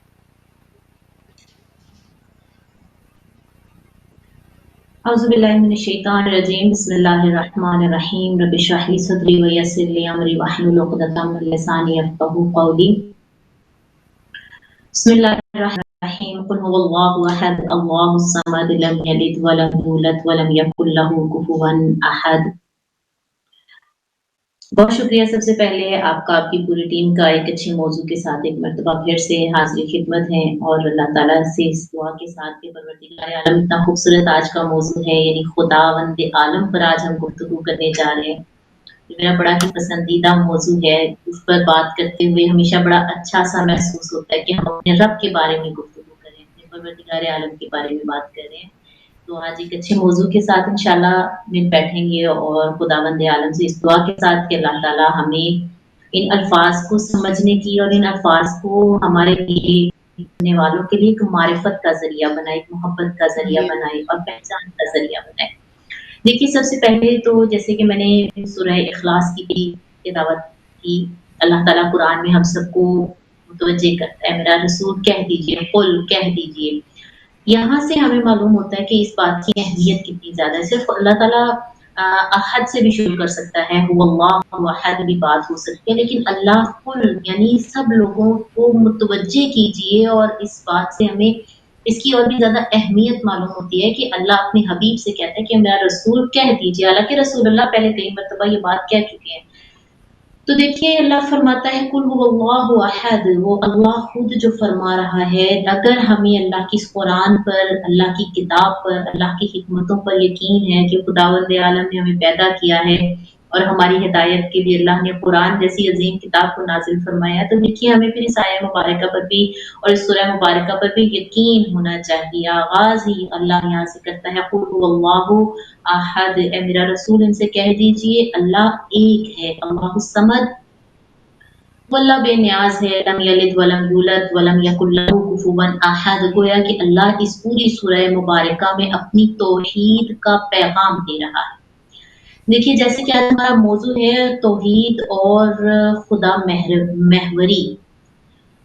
तौहीद क्या है और खुदा महवरी क्या है? तौहीद तो हमने समझ लिया कि कुरान में अल्लाह ताला इरशाद फरमाता है कुल हुवल्लाहु अहद, ऐ मेरा रसूल इनसे कह दीजिए अल्लाह एक है। हमने इस बात को बारहा पढ़ा और अपने बच्चों को सबसे पहले हम जो चीज़ सिखाते हैं लफ्ज़ों की सूरत में पढ़ाई जाती है। बिल्कुल जो पहली-पहली सूरा हम मुसलमान होने के नाते अपने बच्चों को याद करवाते हैं वो सूरह तौहीद है। लेकिन अब इस सूरह तौहीद में खुदावंद आलम हमसे चाहता क्या है, हमें कहता क्या है, हमें पैगाम क्या देना चाहता है। जब हम उस बात की तरफ कदम बढ़ाते हैं, अपनी सोच को बढ़ाते हैं, अपनी फ़िक्र को आगे लेकर बढ़ते हैं, तो गोया तौहीद से खुदा महवरी का सफ़र हमारा शुरू हो जाता है। देखिए तौहीद एक अकीदा है, अल्लाह है, रब है, रब्बूबियत है, परवरदिगार आलम की तौहीद पर हमने यकीन रखा कि तौहीद वाहिद से है ना, देखिए वाहिद से बड़ी आसान सी बात है। यानी वाहिद यानी अल्लाह एक है, उस अल्लाह की वहदानियत पर हम यकीन लेकर आए, हमने उस पर ईमान लाया। अल्लाह सबसे पहले रसूलुल्लाह का पैगाम भी यही था कि कहो ला इलाहा इल्लल्लाह, कहो अल्लाह ही इलाह है और वही माबूद है। लेकिन बात सिर्फ तौहीद पर आकर के ख़त्म नहीं हो जाती बल्कि तौहीद हमारा मज़हब एक ऐसा मज़हब है कि जो सिर्फ अकीदे पर और बातों की बात नहीं करता, सिर्फ कह दिया आपने एक चीज़ को बिलीव कर लिया, आपने उसको अपने इरादे में ले आए, अपने अकीदे में उसको शामिल कर लिया। सिर्फ इस्लाम एक ऐसा मज़हब है और शायद इस्लाम ही एक वाहिद मज़हब ऐसा है कि जो एक प्रैक्टिकल मज़हब है, जो अमली मज़हब है, जो सिर्फ कहने की हद तक नहीं रहता। ये मज़हब इंसान को उसकी अमली ज़िंदगी में आगे बढ़ाता है और ये अमली ज़िंदगी ही तो इंसान की कामयाबी का ज़रिया है। देखिए हम बैठकर यहाँ पर जितनी भी बात कर लेंगे, कोई भी आप प्लान कर लीजिए, बैठे एक प्लान किया हमने, हम उस वक़्त तक कामयाब नहीं हो सकते जब तक हम उसमें उठेंगे नहीं, कोशिश नहीं करेंगे, हिम्मत नहीं करेंगे, उस प्लान के मुताबिक अमल नहीं करेंगे, तो गोया हम कामयाब नहीं हो सकते। तो तौहीद भी वो पहली कामयाबी की मंज़िल है कि जो अकीदे से शुरू होती है, लफ्ज़ों से शुरू होती है और ये लफ्ज़ इंसान के अपने वजूद में उतरते हैं, तो फिर वो अमल बनकर सामने आता है जो खुदा महवरी की सूरत में सामने आता है। अब देखिए खुदा महवरी की जब हम बात करें तौहीद हमने अल्लाह ताला की वहदानियत पर ईमान लेकर आए, खुदा को हमने मान लिया, ठीक है जी अल्लाह एक है, खुदा वहदहू ला शरीक है, कोई भी उसके मुकाबले में लायक इबादत नहीं, तस्लीम कर लिया। अब इसका हमने फ़ायदा क्या है? अब हमारी अपनी ज़िंदगियों में कहाँ पर फ़ायदा है? तो यहाँ पर आगे बढ़ने की ज़रूरत है कि जब हमने वहदहू ला शरीक परवरदिगार आलम को मान लिया, तो अब हमने अमली तौर पर अपने किरदार में, अपने अमल में, अपने अफ़आल में इस चीज़ को इज़हार के साथ दिखाना है कि खुदा एक है। हम खुदा की तौहीद पर ईमान लेकर आए हैं। यानी हम खुदा महवर बने। महवर देखिए, महवर क्या होता है? जिसके गिर्द घूमा जाता है। यानी अल्लाह वो ज़ात हो हमारे लिए वहदहू। मैं बड़ी सादा, क्योंकि लफ्ज़ों से ज़रा मुश्किल सा लगता है, मैं बहुत सादा सा करके इसको लेके चलना चाह रही हूँ कि जब हमने तौहीद को तो सुन रखा है ना, हमने लफ्ज़ कि अल्लाह एक है और हम अल्लाह पर ईमान लेकर आए, खुदा पर ईमान लेकर आए, तो आइए अब आगे बढ़ते हैं। अगली मंज़िल क्या है? अगली मंज़िल क्या है? अगली मंज़िल अमल की मंज़िल है। यानी अपनी ज़िंदगी में हमने खुदावंद आलम को महवर करार देना है कि खुदा महवरी खुद इंसान की ज़िंदगी का हर अमल, हर फैसला के तमाम जज़्बात, हर कामयाबी, हर ताल्लुक का मरकज़ खुदावंद आलम की ज़ात हो, खुदावंद आलम की रज़ा हो, उसके हुक्म का पाबंद होकर इंसान चले और खुदावंद आलम को अपनी सोच, अपने जज़्बात, अपनी नीयत, अपनी तरजीहात, अपनी ज़िंदगी के मकासिद, अपनी मोहब्बतें, अपनी नफ़रतें, इन तमाम चीज़ों का महवर खुदावंद आलम को करार दें, तो ये है खुदा महवरी। जब खुदा महवरी इंसान के अंदर आती है तो गोया उसके अंदर फिर हकीकी तौर पर तौहीद आती है। तौहीद सिर्फ वहदहू ला शरीक ज़ुबान से कह लेना ही तौहीद नहीं है। ये यूँ कह लिया जाए कि तौहीद ज़ुबान से कहना है, एक अकीदा है, एक नज़रिया है, एक खुदा की दी हुई सोच है, और उस सोच को जब अमली जामा पहनाया जाए तो वो खुदा महवरी कहलाता है। अब खुदा महवरी की जब हम बात करते हैं तो इसकी मैं आपको मिसाल इस तरह से देती हूँ कि आगे बढ़ते हैं हम। तौहीद क्या है और खुदा महवरी क्या है? तौहीद है हमने अल्लाह पर ईमान रखा। खुदा कहता है कि मैं राज़िक हूँ। अल्लाह के राज़िक होने का हमने यकीन कर लिया। अल्लाह कहता है मैं राज़िक हूँ, मान लिया अल्लाह राज़िक है। ये तौहीद की मंज़िल है, ये अकीदा है, एक नज़रिया, एक सोच है। अब खुदा महवरी हमारी ज़िंदगी में कहाँ पर नज़र आएगी? खुदा महवरी यहाँ पर नज़र आएगी कि जब अपनी प्रैक्टिकल लाइफ़ में हम आगे बढ़े, हम ज़िंदगी में आगे बढ़े, शऊर की मंज़िल को हमने तय किया, तो अब जब रेस्ट अल्लाह राज़िक है, इस बात पर हमने यकीन रखा, लेकिन अपनी ज़िंदगी में, अपने मामलात में सूद से दूर रहे, रिज़्क कमाने के मामले में यकीन कर लिया हमने, अकीदा रख लिया अल्लाह राज़िक है। खुदा महवरी अब यहाँ पर आएगी कि हमने अपने मामलात का मरकज़ अल्लाह की ज़ात को करार देना है। अब रिज़्क का जब मामला है अल्लाह राज़िक है, ये हमने अकीदा अपना लिया। अब खुदा महवरी कि जब रिज़्क कमाने चले तो फिर झूठ से दूरी इख्तियार की जाए, फिर सूद से बचा जाए, फिर उससे हरामखोरी से बचा जाए, इस यकीन के साथ जब अल्लाह राज़िक है, तो मेरे मुक़द्दर का, मेरी तकदीर का रिज़्क वो मुझे अता करेगा। ये थी एक तौहीद की और खुदा महवरी की मिसाल कि हमने अल्लाह की सिफ़ात पर, अल्लाह की ज़ात पर जब यकीन किया, तो फिर उसके साथ-साथ हमने अपने अमल में भी उस चीज़ को साबित करना है, उस चीज़ को ज़ाहिर करना है। अब देखिए अल्लाह ताला ने हमें खुदा महवरी का क्या फ़लसफ़ा है, इसकी हिकमतें क्या हैं, खुदा चाहता क्या है हमसे? अल्लाह क्या चाहता है? खुदावंद आलम की कोई इबादत करे ना करे वो रब है। अगर कोई उसको रज़ाक माने वो फिर भी राज़िक है, कोई उसको क़हार माने या ना माने वो फिर भी क़हार है, वो जब्बार है, वो अला कुल्ली शैइन क़दीर है, हर चीज़ पर अल्लाह कुदरत रखता है। लेकिन खुदावंद आलम इस तौहीद से, खुदा महवरी के सफ़र में इंसान को कुछ सिखाना चाहता है, कुछ मनाज़िल है जो उसको तय करवाना चाहता है। इसके फ़लसफ़े को देखिए, इसकी हिकमत को देखिए, इसकी वजूहात को देखिए, तो हमारे सामने क्या बात आती है? हमारे सामने सबसे पहले कुरान पाक की वो आयत जो अक्सर और बेशतर बोली पढ़ी जाती है कि अल्लाह फरमाता है, वमा खलक़तुल जिन्ना वल इंसा इल्ला लियअबुदून। खुदा महवरी के मरकज़ को समझो, इसके मकसद को समझो, खुदा क्या चाहता है? खुदावंद आलम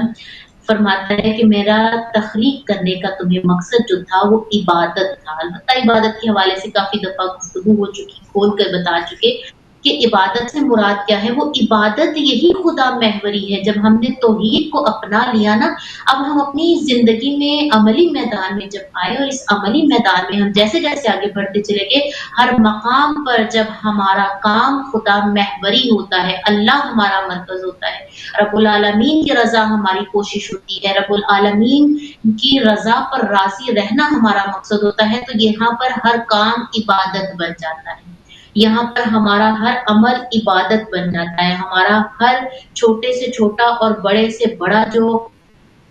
फ़ेल है वो इबादत बन जाता है। फिर उसके बाद देखिए दूसरे मकाम पर इसके मकसद ही को बताते हुए अल्लाह ताला फिर इरशाद फरमाता है कि तुम्हारे अंदर खुदा महवरी का लेवल क्या होना चाहिए, किस तरह से तुम पहचानोगे कि मैं खुदा महवर हूँ या नहीं हूँ। मेरी जिंदगी अल्लाह के गिर्द घूम रही है या नहीं घूम रही है, मैं अपने रब के उस मदार से जो रब मेरे ने मदार बना कर दिया उस पर मैं कायम दायम हूँ या नहीं हूँ। आप सोलर सिस्टम की एक मिसाल लीजिए सिस्टर फाइजा, जब तक ये सोलर सिस्टम जो है वो चलता रहेगा ना अपने उस रब्बुल आलमीन के मुकर्रर करदा मदार पर, तो ये कामयाबी के साथ चलता रहेगा और ये दुनिया को कायनात को फायदा देता रहेगा। लेकिन जिस दिन ये अपने महवर से हट जाएगा उसी दिन क्या हो जाएगा, ये सारा निजाम दरहम बरहम हो जाएगा। बस यही मिसाल है कि इंसान की भी, कि इंसान की जिंदगी का मरकज और महवर जब अपने रब्बुल आलमीन की रजा होती है, उसका हर काम अपने खुदा के लिए होता है, तो फिर वो इंसान कामयाब व कामरान है। जब वो इस मदार से, इस महवर से, इस लेवल से हट जाता है तो फिर वो इंसान नाकाम हो जाता है। अब देखिए कुरान पाक में भी अल्लाह इरशाद है, सूरह नाम में अल्लाह इरशाद फरमाता है, कुल ए मेरा रसूल कह दीजिए, इन्ना सलाती व नुसुकी व महयाया व ममाती लिल्लाहि रब्बिल आलमीन। ए मेरा रसूल इनको कह दीजिए मेरी सलात, मेरी नमाज, मेरी कुर्बानी, मेरी जिंदगी, मेरी मौत सब अल्लाह के लिए है। हम यहाँ पर रुकते हैं, इस आयत मुबारका में देखते हैं कहाँ है खुदा मेरा,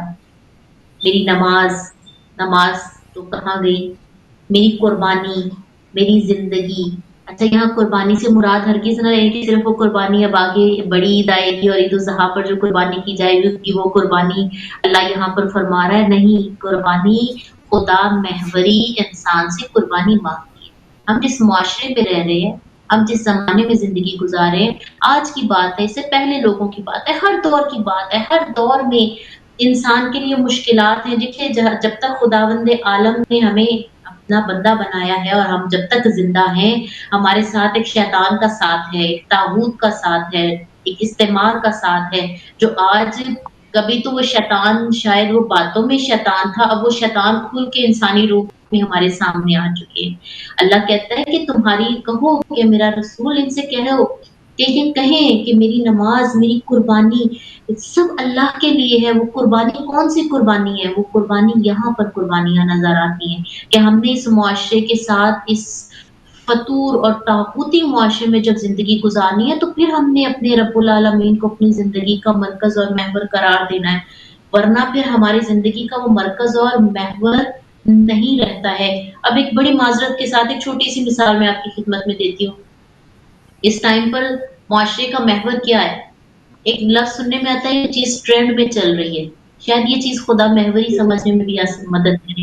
ये चीज़ ट्रेंड में चल रही है। अब वो ट्रेंड में भला आए या बुरा आए, कुछ अच्छा है, कुछ बुरा है, लोग आँखों पर पट्टी बाँध कर अंधाधुंध उसके पीछे चले जा रहे हैं। ये चीज़ ट्रेंड में है कि हिजाब को इस अंदाज़ में लेना है। वो हिजाब भी देखिए, हिजाब भी जो करते हैं वो बदहिजाबी बनकर रह गई है।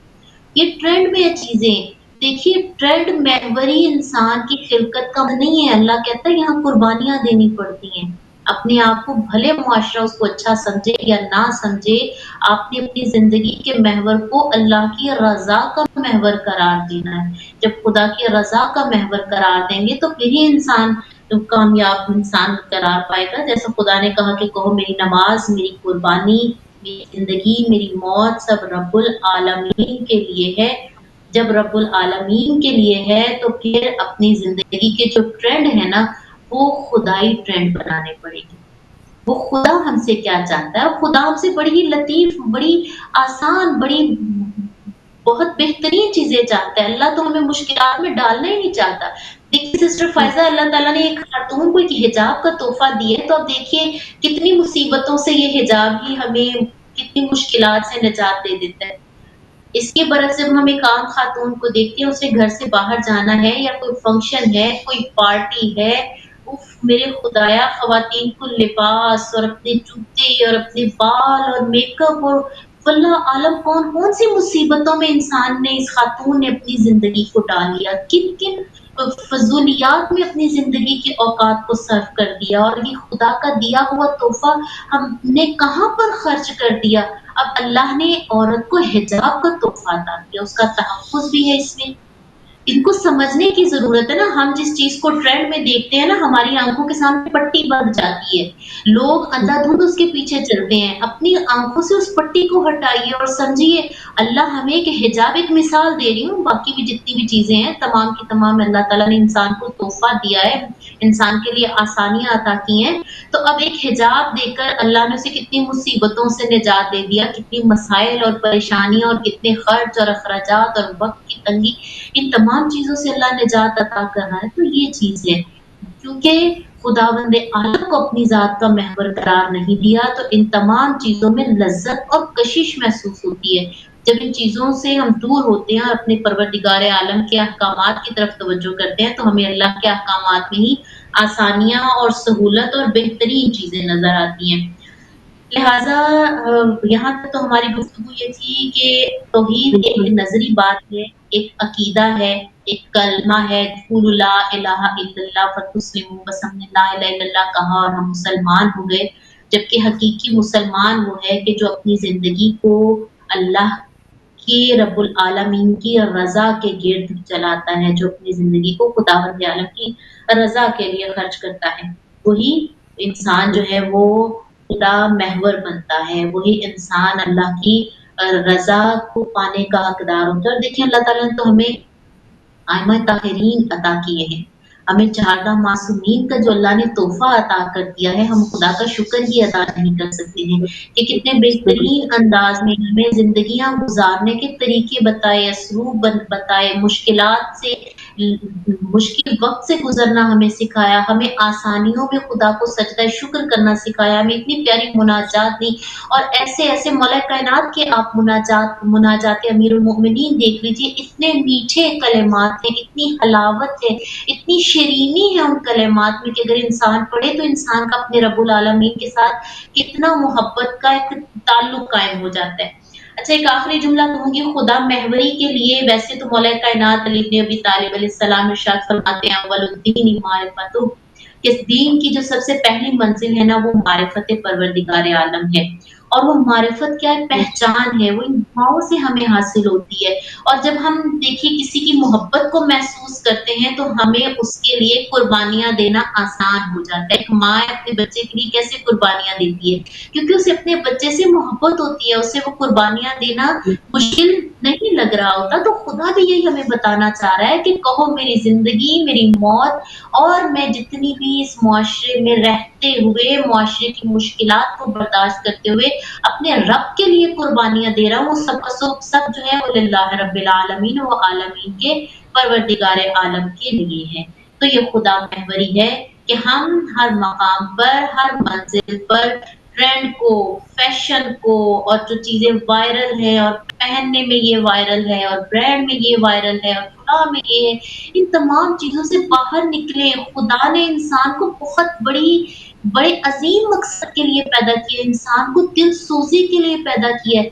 इंसान को मारिफत के लिए पैदा किया है, इंसानियत से मोहब्बत के लिए पैदा किया है। अल्लाह ने इंसान को इन ताग़ूती निज़ाम से लड़ने के लिए ताकत अता की है, बजाए इसके कि अपनी ज़िंदगियों को इन तमाम की तमाम फ़िज़ूलियात में खर्च किया जाए। एक बार रुक कर बैठ कर सोचें, क्या मेरी ज़िंदगी रब के गिर्द घूम रही है? अगर नहीं तो फिर इन तमाम चीज़ों से निकल कर अपने रब की रज़ाओं को तलाश करें, उसकी मोहब्बत को महसूस करें, इस कायनात आलम में अपने रब की मोहब्बत को महसूस करें, तो अपनी ज़िंदगियों को खुदा महवर बनाना बहुत हद तक आसान हो जाता है।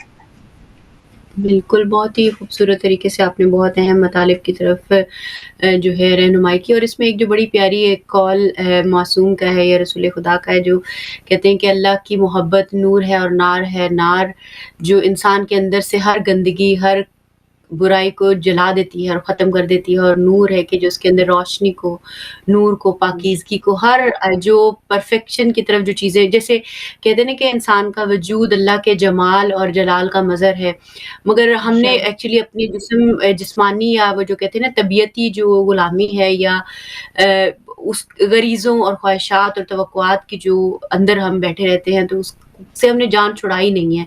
यानी वो हमें लगता है कि वो छोड़ दिया तो पता नहीं क्या हाथ से निकल जाएगा और ये चीज़ पे भरोसा नहीं रखते कि अल्लाह ताला की ज़ात है जो उसने रखी है हमारे लिए चीज़ देना, वो हमें मिल जानी है اور توक़ुआत हों या ख्वाहिशात हों या जो भी चीज़ें हों, हमें अल्लाह की ज़ात से मंसूब रखनी चाहिए, दुनियावी चीज़ों से हमें नहीं रखनी चाहिए। बहरहाल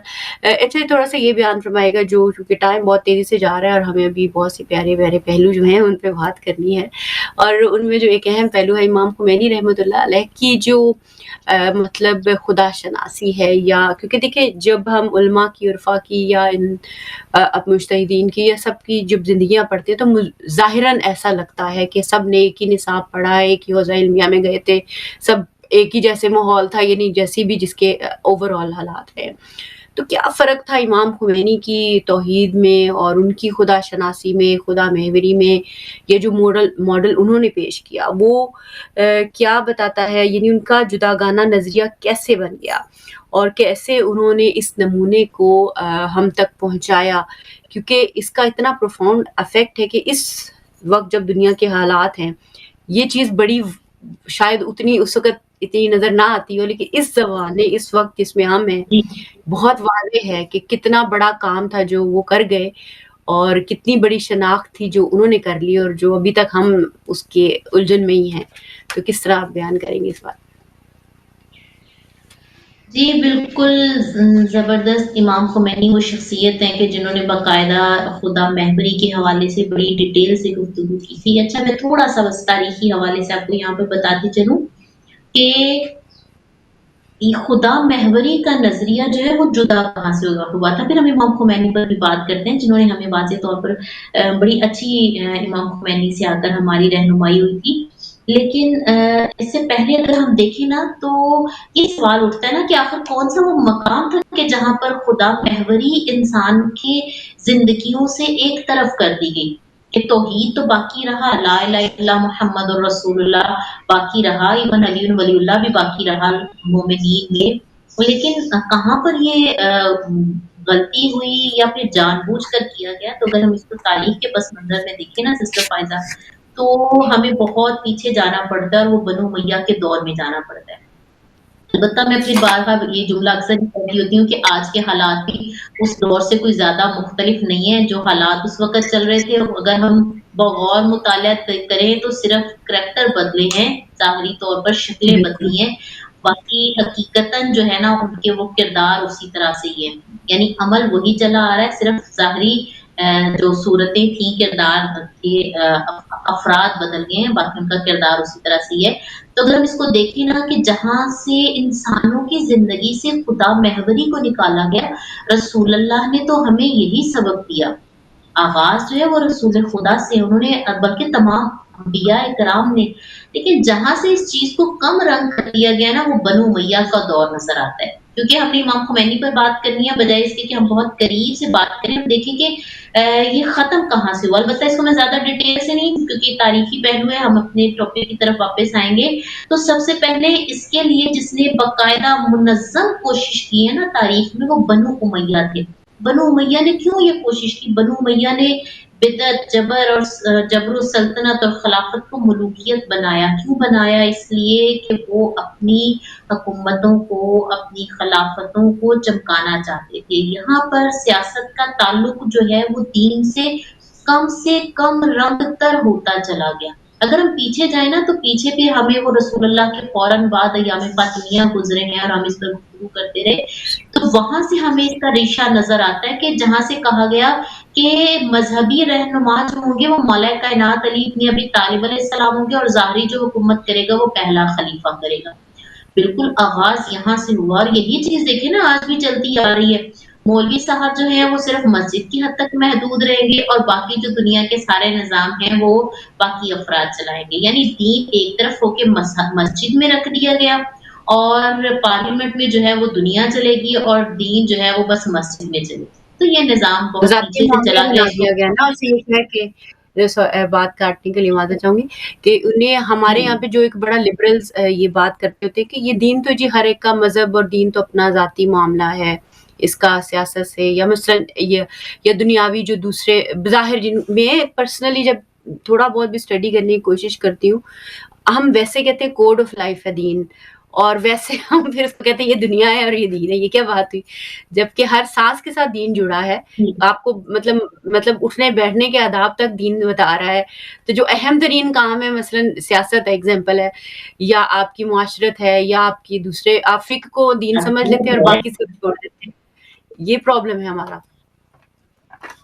بالکل. دیکھیے میں نے پہلے ہی کہا کہ صرف جو ہے نا کردار وہی چلے آ رہے ہیں, بالکل عمل وہی چلا آ رہا ہے, صرف وقت کے ساتھ ساتھ شکلیں بدلتی رہی ہیں, لوگ بدلتے رہے ہیں. ورنہ بے آئینے ہی اگر ہم ڈیپلی اس ٹائم کو دیکھیں اور آج کے ٹائم کو دیکھیں, مجھے تو کوئی فرق نہیں نظر آتا. لوگ کہتے ہیں کہ قیامت کے قریب آ کر یہ حالات ہوں گے, یہ حالات وہاں سے تھے. ہاں وہاں سے آغاز ہوا تھا, اور اب جو ہے ان چیزوں میں شدت آ گئی اور لوگوں میں بہت زیادہ ان عقیدوں اور نظریات کے قائل ہو گئے ہیں. تو پھر اس کے بعد میں بتا رہی تھی بنو امیہ نے یہ کیا. یہ ہمیشہ کب کیا جاتا ہے سسٹر فائزہ؟ یہ دنیاوی فائدے کو اٹھانے کے لیے کیا جاتا ہے.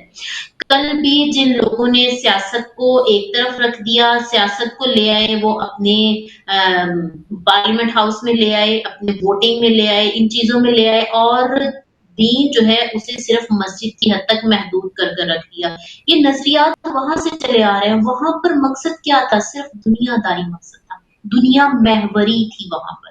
اگر خدا محوری ہوتی تو ایسا نہ ہوتا. جب تک رسول اللہ رہے خدا محوری تھی, رسول اللہ کے بعد دنیا محوری ہوگی. دنیا مقصد ہے, دنیا ہدف ہے, دنیا کو پانا مقصد ہے. آج بھی تو دیکھیے نا یہی ہوتا ہے. اب ایک اگر انسان ہے وہ سود کھا رہا ہے, اسے ہم منع کریں گے؟ مثال, کیونکہ میں نے شروع میں رزق کے حوالے سے سود کی ایک مثال دے رہی ہوں.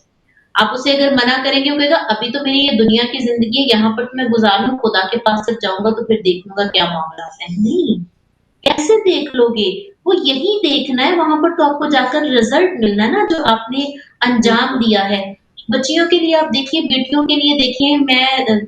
ہم سب دیکھتے رہتے ہیں اپنے معاشرے میں. اگر مسجد میں وہ جا رہی ہے, پارا پڑھنے بچوں کو بھیج رہے ہیں, تو وہ ایک اور طرح کے گٹک میں جا رہے ہیں.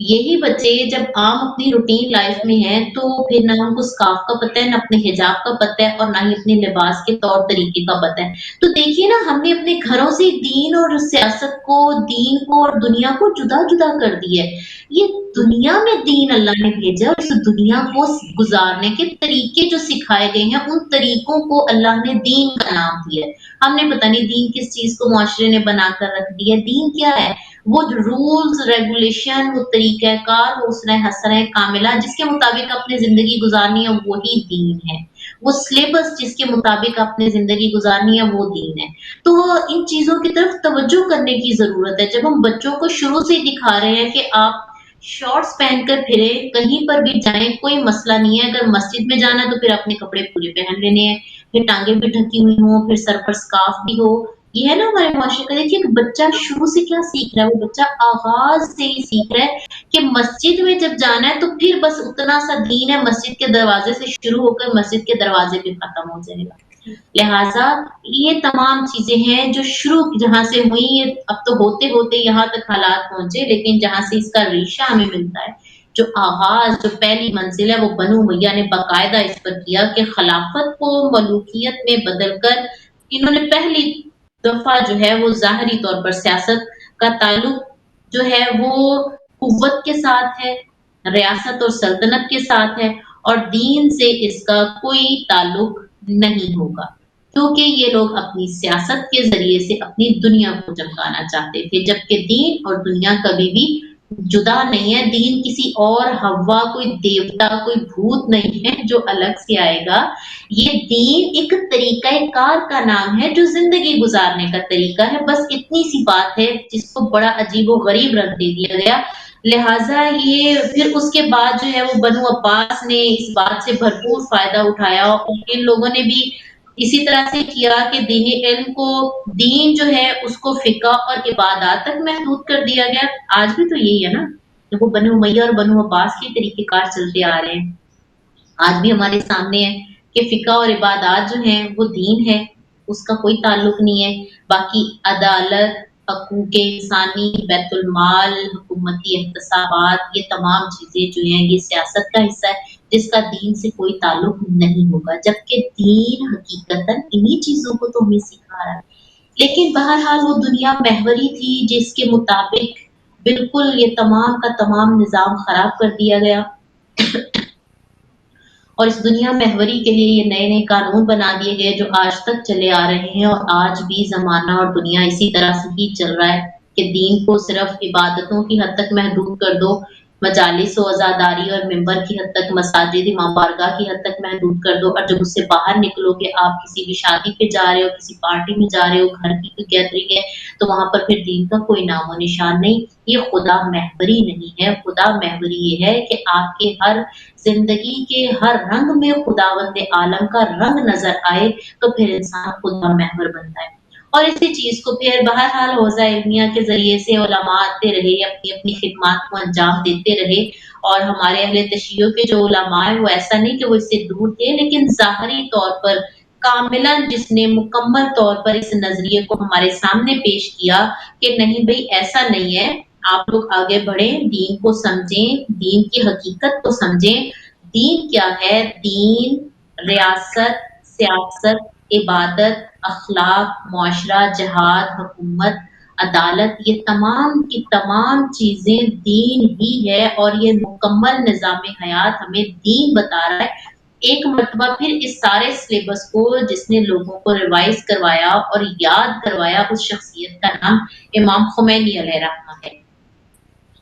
कि इमाम खुमैनी अलैहिर्रहमा ने बाकी तमाम की निस्बत इसमें ज़्यादा कदम उठाया था और वो आगे बढ़े और उन्होंने लोगों को बताया भई ज़िंदगी जो है वो सिर्फ़ ये नहीं है कि जब तुम मस्जिद में जाओगे, मुसल्ला पे बैठ जाओगे, इबादत करोगे तो उस वक़्त में खुदा महवर हो जाओगे और जब वहाँ से उठकर आओगे तो फिर खुदा भूल जाएगा, ऐसा नहीं है बल्कि तुम्हारी ज़िंदगी का हर पहलू खुदावंद आलम के लिए है, हर जगह पर तुम्हें खुदावंद आलम को मद्देनज़र रखना है। लिहाज़ा इमाम खुमैनी ने पहली वो शख्सियत है कि जिन्होंने बाकायदा तौर पर दीन को और सियासत को इकट्ठा करके दिखाया था।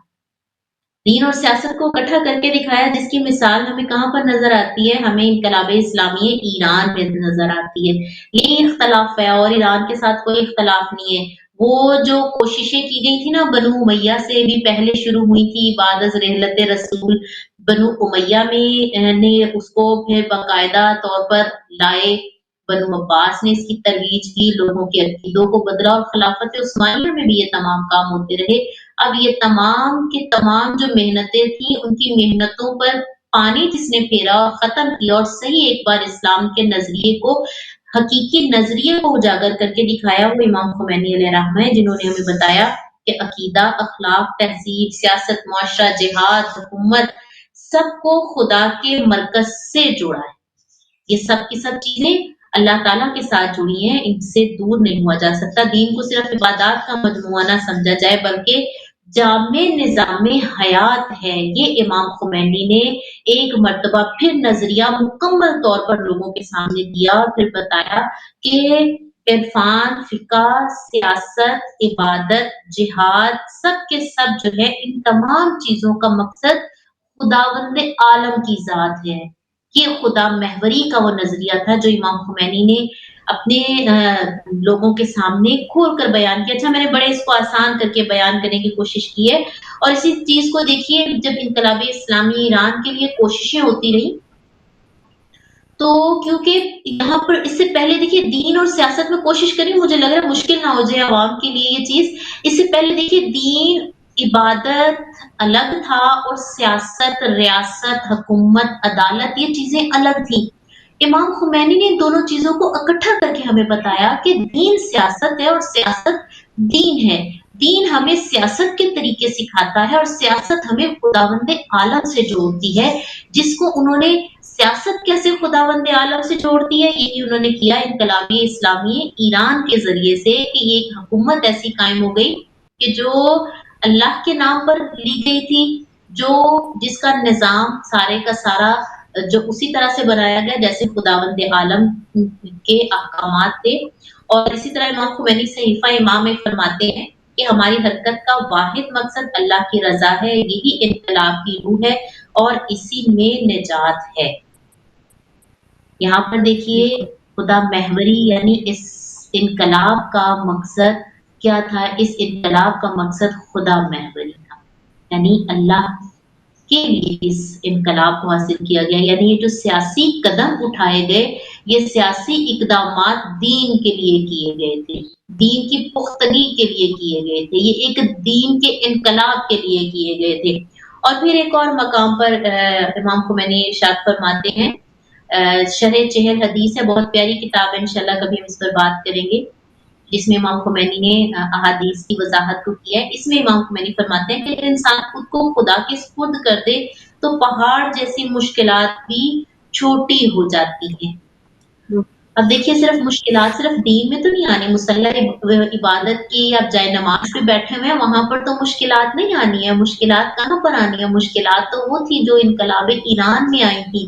اور اگر ہم دیکھتے ہیں بہرحال خداوند عالم ہم مثال اس لیے دیتے ہیں کہ خداوند عالم ہمیں بھی وہ شوق جذبہ عطا کرے کہ ہم بھی اس چیز کو سمجھیں کہ ہمارے ملک میں بھی اس چیز کی ضرورت ہے، ہمارے معاشرے میں بھی اس چیز کی ضرورت ہے۔ ہم صرف معاشروں کو اپنے معاشرے کو صرف ان ٹرینڈز کے حوالے نہ کرتے جائیں، جہاں سے چاہے مغرب ٹرینڈ اٹھا دے اور ایک چیز کو ہمارے اندر ڈال دے، اور ہمارا معاشرہ اسلامی معاشرہ ہونے کے باوجود خود ایک مکمل نظام حیات رکھنے کے باوجود آنکھیں بند کر کے دوسروں کے پیچھے چلتا جائے، نہیں، بلکہ امام خمینی کی تعلیمات ہمیں یہ چیز بتاتی ہیں کہ ہم نے اللہ کی رضا کے لیے اپنے دین کو، سیاست کو، مقصد کو، ہدف کو اپنے پروردگار عالم کے لیے لے کر چلنا ہے۔ اور یہ نظام جو ہے یہ خداوند عالم جس طرح سے امام خمینی نے ایک بہت بڑا قدم اٹھایا اور یہ خدا جی محوری کا نظریہ سیاست میں بھی دیا، اور انقلاب کی صورت میں اس کو عملی جامہ پہنا کر بتایا کہ دین سیاست ہے اور سیاست دین ہے، یہ کبھی بھی دونوں چیزیں ایک دوسرے سے جدا نہیں ہوتی، اور اسی چیز کو خداوند عالم معظم کو طول حیات عطا فرمائے، اور آمین اس انقلاب کو، ان کی حیات طیبہ کو پروردگار عالم امام زمانہ کے ظہور کے ساتھ ملحق فرمائے۔ میری بارگاہ یہی اللہ دعا ہے، اور اس پرچم انقلاب کو وہ خود امام زمانہ کے ہاتھ میں دے، اور خداوند عالم ہمارے بھی نصیب میں کرے۔ دیکھیے یہاں سے سمجھیے خدا محوری ہمیں یہاں سے بھی تو سمجھ آتی ہے کہ دین اگر سیاست سے جدا ہوتا تو خداوند عالم اپنے اس ایک وقت کی حجت کو پردہ غیبت میں نہ رکھے، امام کو اس پردہ ٹائم سے غیبت میں رکھنے ڈیڑھ تو منٹ 2 منٹ ہیں آپ کے پاس، جسٹ ان کیس آپ کے ذہن میں 2 منٹ ہیں کنکلوڈ کرنے۔ یہ بھی تمہارے بہت مطالبات ہے جی۔ دیکھیے یہاں سے ہم اگر خدا محوری کو سمجھیں کہ ہمارے تمام کے تمام مقاصد اپنے رب کے لیے ہونے چاہیے، وہ ہمارے گھر کی زندگی سے لے کر، میں بالکل چمچور کرتی ہوں اس کو، ہمارے گھر کی زندگی سے لے کر ہمارے جائے نماز کی زندگی، ہمارے کالج کی، اسکول کی لائف جو ہے، ہماری جو آفس کی لائف ہے، خواتین کی جو کچن کی لائف ہے، ہر پہلو ہمارے جو سیاسی اصول ہیں، یہ تمام کے تمام پروردگار عالم کے گرد جب گھومیں گے تو پھر ہمارا معاشرہ ایک صحیح معاشرہ قرار پائے گا، اور اسی مقصد کے لیے خداوند عالم نے امام زمانہ جل اللہ تعالی فرجہم کو بھی پردہ غیبت میں رکھا ہے۔ یعنی امام آئیں گے تو امام ہمیں کوئی مسجد میں بیٹھ کر دین نہیں سکھائیں گے، امام کیا کریں گے؟ امام خدا قرآن میں فرماتا ہے کہ وہ دنیا کو جس طرح ظلم و جور سے بھر چکی ہوگی، اسی طرح اس کو عدل و انصاف کے ساتھ کر دیں گے۔ یعنی ہر چیز کا محور خداوند عالم کی ذات ہے، لہٰذا ان تمام چیزوں کو جب ہم ملا کر اپنی زندگی میں لے کر چلتے ہیں تو ایک اور جملہ آخر میں بتانا کو بولنا چاہوں گی کہ معصوم کی حدیث ہے الحب للہ والبغض للہ، کہ اپنی زندگی میں اگر محبت کرو کسی بھی چیز سے، وہ لباس ہے، وہ پہننا ہے، وہ کوئی انسان ہے، وہ کوئی خوراک ہے، وہ کسی بھی چیز سے محبت کرو، الحب للہ والبغض للہ، انسان کی زندگی کا محور خدا ہے، اور خدا محوری یہ ہے کہ اگر کسی سے محبت کرو تو بھی اپنے پروردگار عالم کے لیے، اور اگر کسی سے دور ہو جاؤ، کسی سے نفرت کرو تو بھی اس کا محور پروردگار عالم کی ذات ہونی چاہیے۔ بہرحال بے شک خداوند بہت ہی عالم اس دعا کے ساتھ ختم کریں گے، اللہ تعالیٰ ہمیں اپنے کہے پر، اپنے سنے پر مکمل طور پر عمل کرنے کی توفیق عنایت فرمائے، اور امام وقت کے ظہور میں تعجیل فرمائے۔ الہی آمین ثم آمین۔ بہت ہی خوبصورت حدیث آپ نے بیان کیا ہے۔ جو ایک چھوٹی سی چیز میں ایڈ کرتی جاؤں پوری گفتگو میں، وہ یہ کہ جو نظریہ امام خمینی نے دیا وہ عاشورہ سے دیا، اور ایک نظام کے اندر فقہ آتی ہے، ایک نظام کے اندر ثقافت آتی ہے، کلچر آتا ہے، ایجوکیشن سسٹم آتا ہے، اور سارا کچھ آتا ہے۔ اور عدل کا مطلب ہوتا ہے ہر چیز کو اس کے مقام پہ رکھنا، بنا ایک پورے سیاسی نظام کے آپ باقی چیزیں اپنے مقام پہ رکھ نہیں سکتے۔ اور یہی پرابلم آج کے معاشروں میں، مسلمان معاشروں میں میں ہمیں نظر آتا ہے. اس میں سے جہاد اور جو مبارزہ یا ریزسٹنس ہے وہ کہتے ہیں نکال دو اور باقی جو سب چیز ہے وہ رکھ دو. اور ریزسٹنس کا مطلب یہ نہیں ہے کہ کوئی آپ بندوق لے کر ہی کہیں گئے ہوئے ہیں, آپ حق کو حق کہیں اور جو جہاں رکھنے کی چیز ہے اس کو وہاں کہیں. یہ اصل ایسنس ہے پوری چیز کا, چاہے وہ کہیں بھی ہم ہوں, کسی بھی ہم گھروں میں ہی انصاف نہیں کرتے, باقی تو چھوٹی چھوٹی چیز بڑی چیزوں کی تو بات کیا کرنی ہے, رشتوں نہیں کرتے, لوگوں سے ملتے وقت انصاف نہیں کرتے. بہرحال بہت بہت شکریہ سسٹر عالمہ ہادیہ علی ہمارے ساتھ شامل تھیں. ابھی ہم اذان کی طرف بڑھے ہیں, اسی دعا کے ساتھ کہ اللہ ہم سب کو اس سب پہ عمل کی توفیق دے, اخلاص عطا کرے اپنی گرو کے ذریعے, اور اس کے امام کو ہم سے راضی کرے. اجازت چاہیں گے, اللہ حافظ.